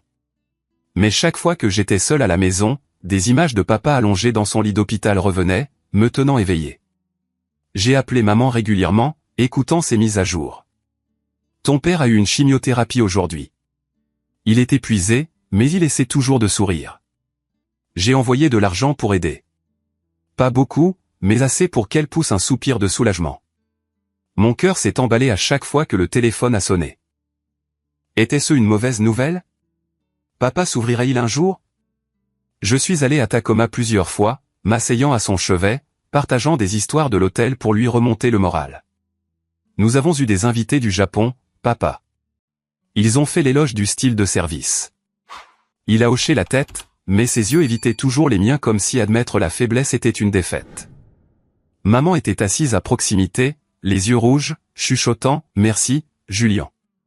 Je ne sais pas ce que je ferais sans toi. » Ces paroles m'ont ému, mais mêlées d'une vague colère. Pourquoi avoir seulement besoin de moi maintenant? La vie a continué. D'un côté, le succès avec grand-mère. De l'autre, l'inquiétude pour l'ancienne famille, me donnant l'impression de marcher sur une corde raide, attendant avec anxiété une chute. Un jour de travail ordinaire, alors que j'étais au bureau derrière la réception, Clara est apparue de manière inattendue. C'était un après-midi d'automne frais à Seattle. Le ciel était couvert de lourds nuages menaçants de pluie. J'étais devant l'écran, analysant les données des clients. Un rapport sur les taux de retour des clients âgés, en hausse de 45%, me faisant sourire. Le petit bureau portait la légère odeur de thé vert de la théière que grand-mère avait laissée, avec le bavardage étouffé du personnel du hall. Je notais des idées d'amélioration, ajoutant des fauteuils de massage dans la salle d'attente, lorsque la porte s'est ouverte doucement. J'ai levé les yeux, m'attendant à un membre du personnel, mais je me suis figé. Grand-mère se tenait là, calme mais avec des yeux pensifs comme si elle portait un fardeau invisible. Elle portait sa veste en laine familière, les cheveux argentés soigneusement attachés, un petit sac à côté d'elle, pas de valise, mais l'apparition soudaine a fait battre mon cœur. « Grand-mère, qu'est-ce qui ne va pas ?» Je me suis levé rapidement, la voix hésitante de surprise. Elle restait généralement dans la zone de gestion et visitait rarement mon bureau en milieu de service. Un mauvais pressentiment est monté. Que était-ce? Elle a souri faiblement, mais ses yeux ne souriaient pas. « Julien, es-tu occupé? J'ai besoin de parler. » Je l'ai fait asseoir, j'ai préparé à la hâte du thé chaud, les mains tremblant légèrement de nervosité. « Qu'est-ce qu'il y a, grand-mère? Est-ce que ça va ?» ai-je demandé, le cœur s'emballant plus vite, craignant qu'elle ne soit fatiguée ou qu'il y ait un problème avec le projet. Elle a tenu la tasse, a siroté lentement, puis m'a regardé droit dans les yeux, la voix douce mais résolue. « Julien, je veux que tu m'emmènes voir Henri. » Ces paroles ont explosé comme une bombe à retardement dans mon esprit. Voir papa, après tout, le refus de se réconcilier, comment il l'avait abandonné. J'ai été stupéfait par la demande, la bouche bée, incapable de cacher mon choc. Mon cœur s'est emballé sauvagement, mon esprit tourbillonnant de questions. Pourquoi voudrait-elle cela? Elle avait pardonné, mais moi. Tu es sûr? Après tout ce qui s'est passé, ai-je balbutié, la voix tremblante. Elle a hoché la tête, les yeux fermes. Je suis sûr. C'est une décision à laquelle j'ai réfléchi pendant longtemps. Tu m'emmèneras? Je l'ai regardé, voyant la profondeur dans ses yeux. Pas de colère, mais quelque chose de profond. J'ai compris que si Clara avait parlé, elle était prête à y faire face, et je ne pouvais pas refuser. Oui, grand-mère, je t'emmènerai, ai-je dit, en essayant de paraître calme. Mais à l'intérieur, je bouillonnais d'anxiété. Comment se passera cette rencontre? J'ai quitté le travail plus tôt, je l'ai conduite à Tacoma. Le vent froid s'engouffrait par la fenêtre fissurée, me donnant la chair de poule. Sur la route, nous étions silencieux, mais mon cœur battait comme des tambours de guerre, inquiet de ce qui allait arriver. Quand grand-mère et moi sommes arrivés à l'hôpital, l'atmosphère était plus lourde que jamais. Tacoma Général était familier avec son odeur d'antiseptique et ses machines qui bipaient, mais aujourd'hui, cela semblait suffocant. Nous avons parcouru le couloir. Maman Angela était assise sur les chaises d'attente, le visage émacié avec des cernes. En nous voyant, elle a eu l'air mal à l'aise et gênée, à la fois contente et anxieuse, ne sachant pas si elle devait nous accueillir ou nous éviter. Elle s'est levée rapidement, les yeux écarquillés. Maman est là aussi. Sa voix tremblait, les mains agrippant son sac. Elle m'a regardé pour obtenir de l'aide, puis a regardé grand-mère, déconcertée. Henri est dans la chambre.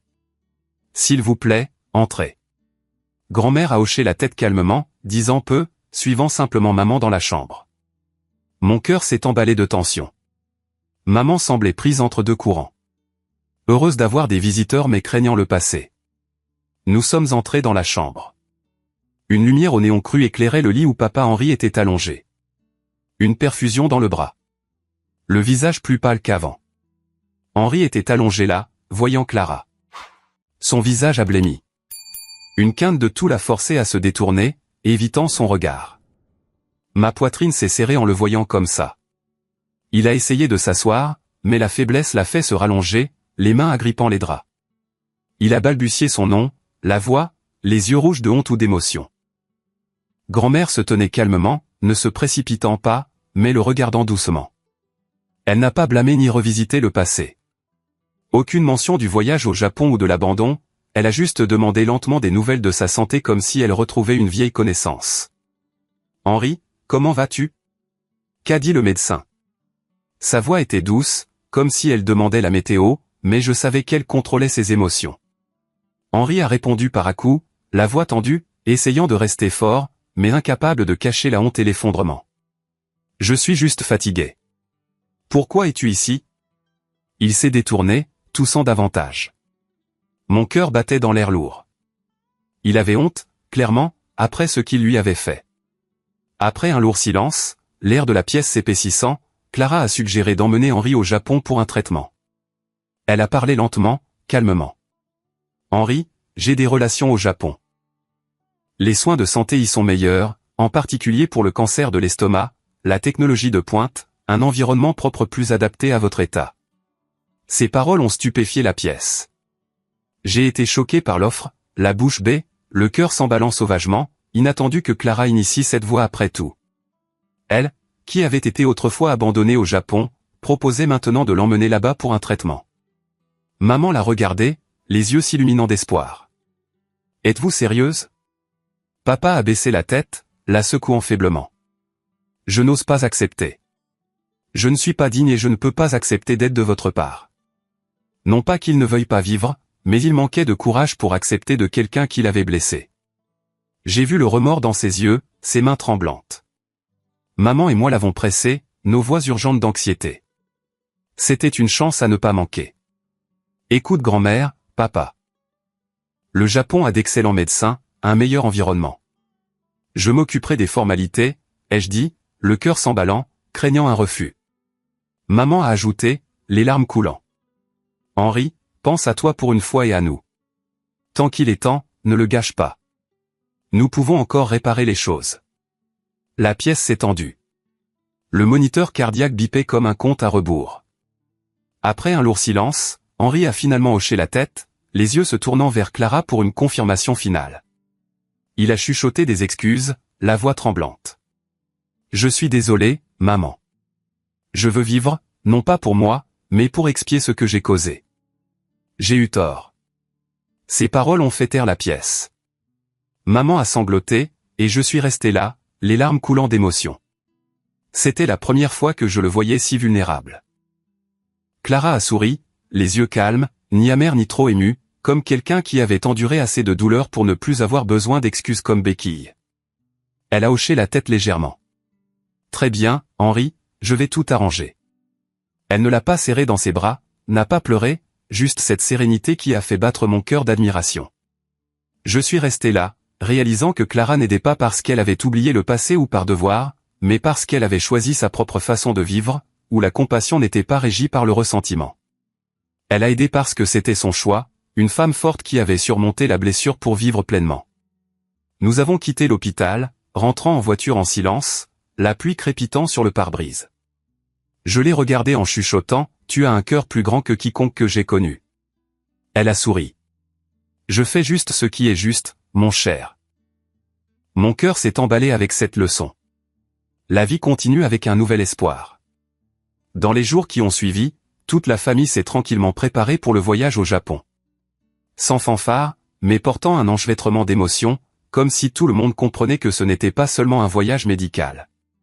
Je suis retourné à Sakura avec l'esprit confus, essayant de me concentrer sur le travail, mais incapable d'arrêter de penser à ce qui venait de se passer dans la chambre d'hôpital. Grand-mère a commencé à prendre des dispositions, appelant des amis à Tokyo, contactant des hôpitaux qu'elle connaissait de ses années de travail là-bas. J'ai aidé avec les formalités de visa pour mes parents, les mains tremblant en remplissant chaque ligne, le cœur battant d'inquiétude. Le voyage se passerait-il bien?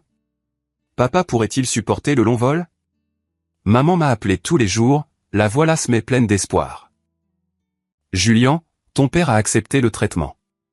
Nous partirons dès que possible. Elle m'a raconté comment papa avait commencé à faire ses valises, mais il était plus silencieux que d'habitude, comme s'il luttait intérieurement. Je suis allé à Tacoma plusieurs fois, aidant maman à acheter des médicaments de secours. Et chaque fois que j'ai vu papa, il avait l'air visiblement plus âgé. Les yeux cernés, mais avec une nouvelle lueur, comme une lueur d'espoir vacillante. L'atmosphère de la maison n'était plus lourde comme avant, mais remplie de silence. Nous ne parlions pas du passé, seulement de l'avenir proche. Mon cœur s'est emballé chaque fois que j'ai pensé au vol. C'était une chance de sauver papa, mais aussi un défi pour tout le monde. Grand-mère était la plus calme, se préparant comme s'il s'agissait d'un voyage d'affaires familier. Je m'occuperai de l'hébergement là-bas. Ne vous inquiétez pas. Mais je l'ai vue pensive, peut-être en reconsidérant tout.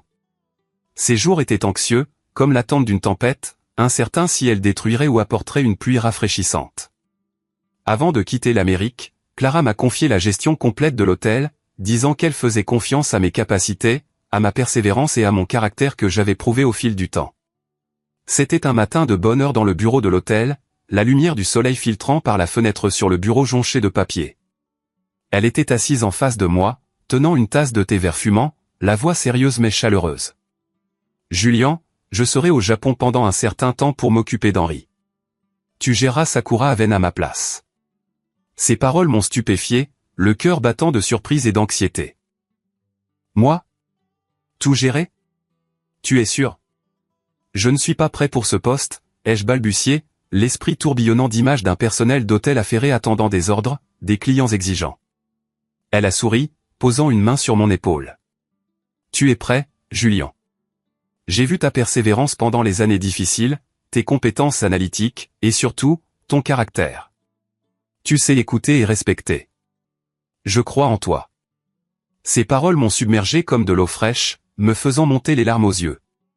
J'ai hoché la tête, acceptant la responsabilité sérieusement, comprenant que ce n'était pas seulement un travail, mais la confiance que Clara me transmettait. Elle m'a remis les clés du bureau, donnant les dernières instructions. N'oublie pas de vérifier les commentaires des clients tous les jours et de maintenir notre philosophie. Respecte tout le monde.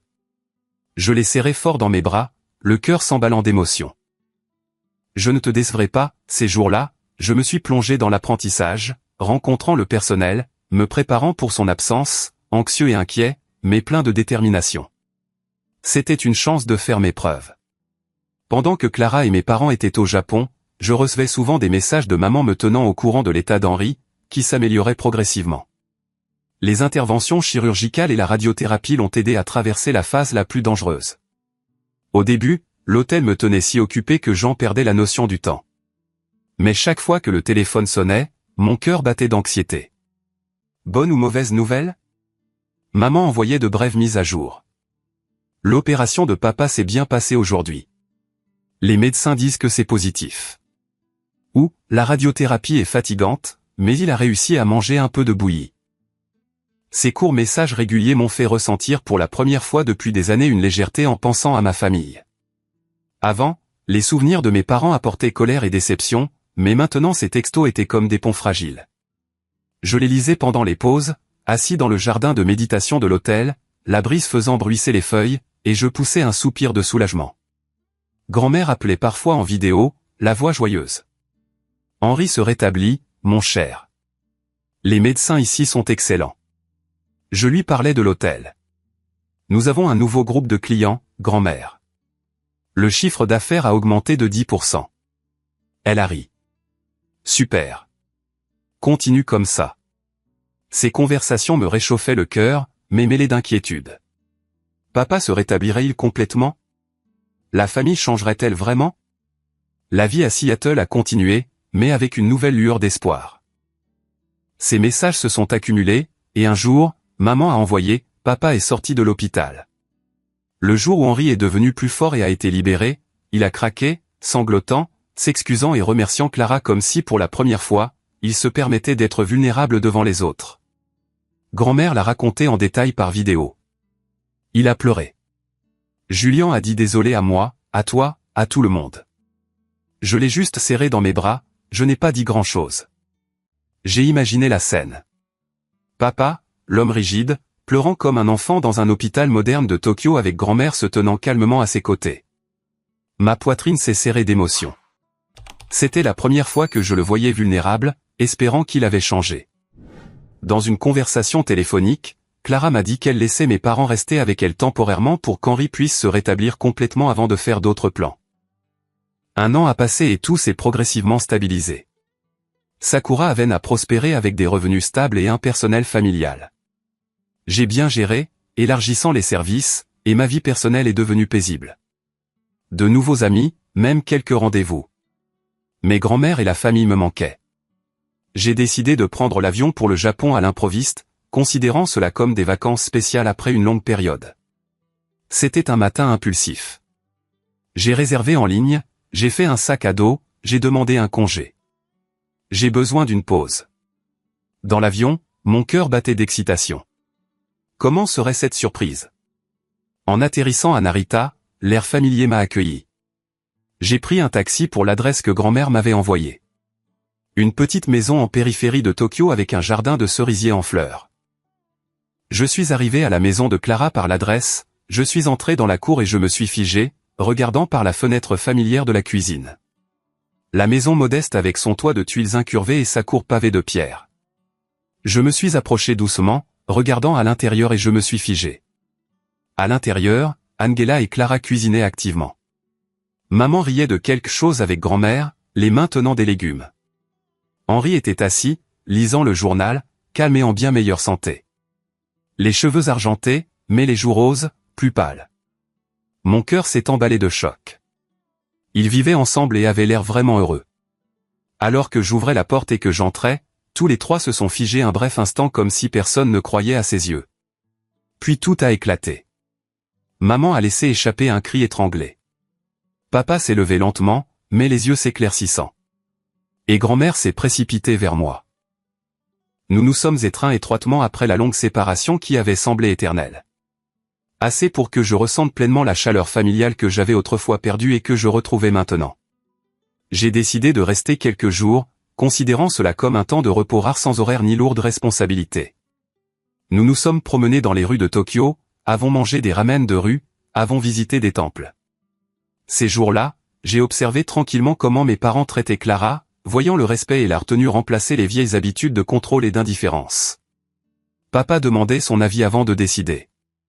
Maman aidait à cuisiner avec des sourires.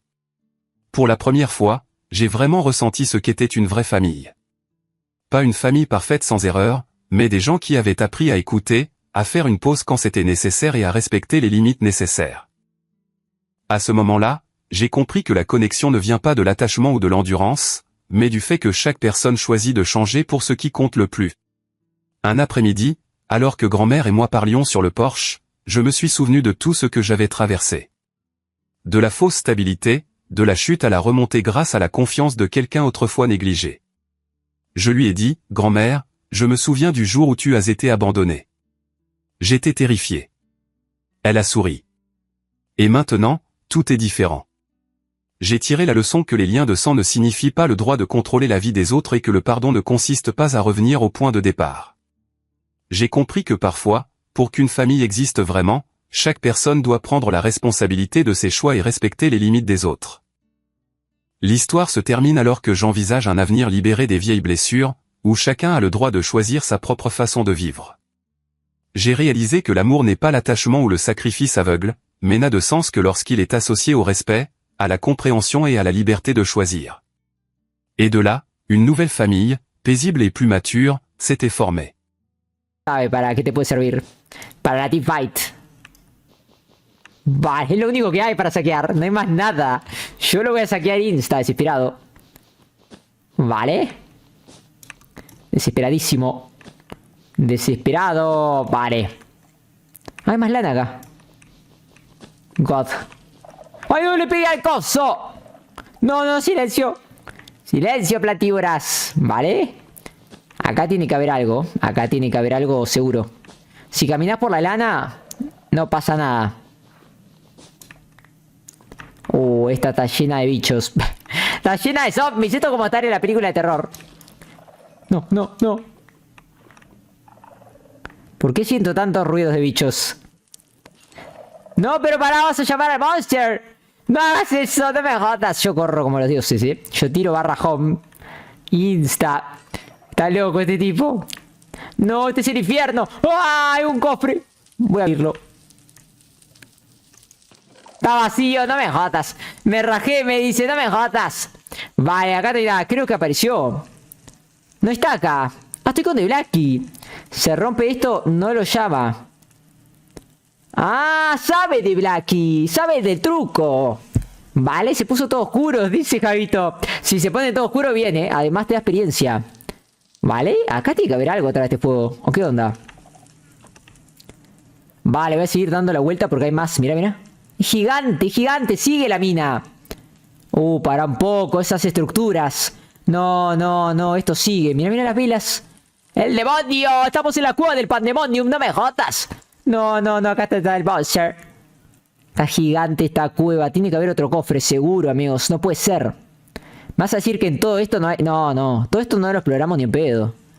Ni en pedo. Vale, es como un castillo esto, mira. Un castillo de lana. No me jodas. Vale. ¡Ah! Yo quiero esto. Para un poco. Voy a poner un set home. Voy a poner un set home. Barra set home. Cueva. Y voy a ir para mi casa. Home, home. Al menos hay arena de almas. Yo la necesito porque nunca fui al Nether, al coso. Necesito ahora mismo la arena. Ya. Vale. Voy a ir a buscar una herramienta secreta. ¡Ya! ¿Dónde están mis cosas? ¿Dónde dejé mis cosas? No me jodas. No, no, no. Encima siento el ghost afuera de mi casa. ¿Y mis cosas? ¿Dónde están? ¿Me estás jodiendo que perdí mis cosas? Acá. Vale. Bueno. Necesito palas. Necesito unas palitas recolinas. Dice... Dice, creo que ya pude encender el fuego. Buena, Rival. Buenísima. Vale, un peligro, Rival. Me da miedo. Dice, ¿pero esto es Minecraft? Jaja, se ve re elaborado todo. Está buenísimo, ¿viste, Project? Ita, ven, Ita, es seguro. Voy. Estoy armándome unas palas. Estoy armándome unas palas, Blacky. Necesito para sacar arena de almas. Me caí todo y rajé. Javito, dame gotas. Yo también, yo me fui, pero no estaba pasando nada. Necesito arena de almas. ¿Dónde está mi madera? Buena pregunta. Acá. Acá. Vale, perfecto. Necesito ir a buscar madera en 3, 2, 1. Me estoy quedando sin nada. Pero resisto. Resistiendo, no me jodas. Vale, God. Ahora sí, let's go. Voy a ir a la cueva. Voy a ir a la cueva. Vale. Barra home cueva. Dice, solo rompamos esto y listo. Así nos llamamos al negro José. Dale, voy. Listo, estoy acá. Estoy acá, Javito. Cuidado. Vale. Me metí en la zona secreta y voy a romper esto. Pasa que acá... Javito, si rompo esto, va a venir el monster, ¿no? ¿Le pego a uno? ¡Sí, sí, viene monster! ¡Silencio, silencio! Vale. ¡No! ¡Quietos, quietos! Si viene, nos vamos, Javito. Si viene, yo me voy a mi casa, vos tirás TP. Joder, joder. Prepárense para correr. No veo un choto. Donde vea algo, me cago todo. Vale, no hay nada. No hay nada de momento. No, está sonando la alarma. ¡Alerta aeropuerto! ¡Ahora sí! Barra home, home. Me fui. Me fui, no me jodas. No me jodas, no me voy a quedar a morir. No me jodas. Necesito la herida de alma. Acá también se oscurece mi casa, amigos. Ah, tengo como un encantamiento. Rompimos todo y rajamos.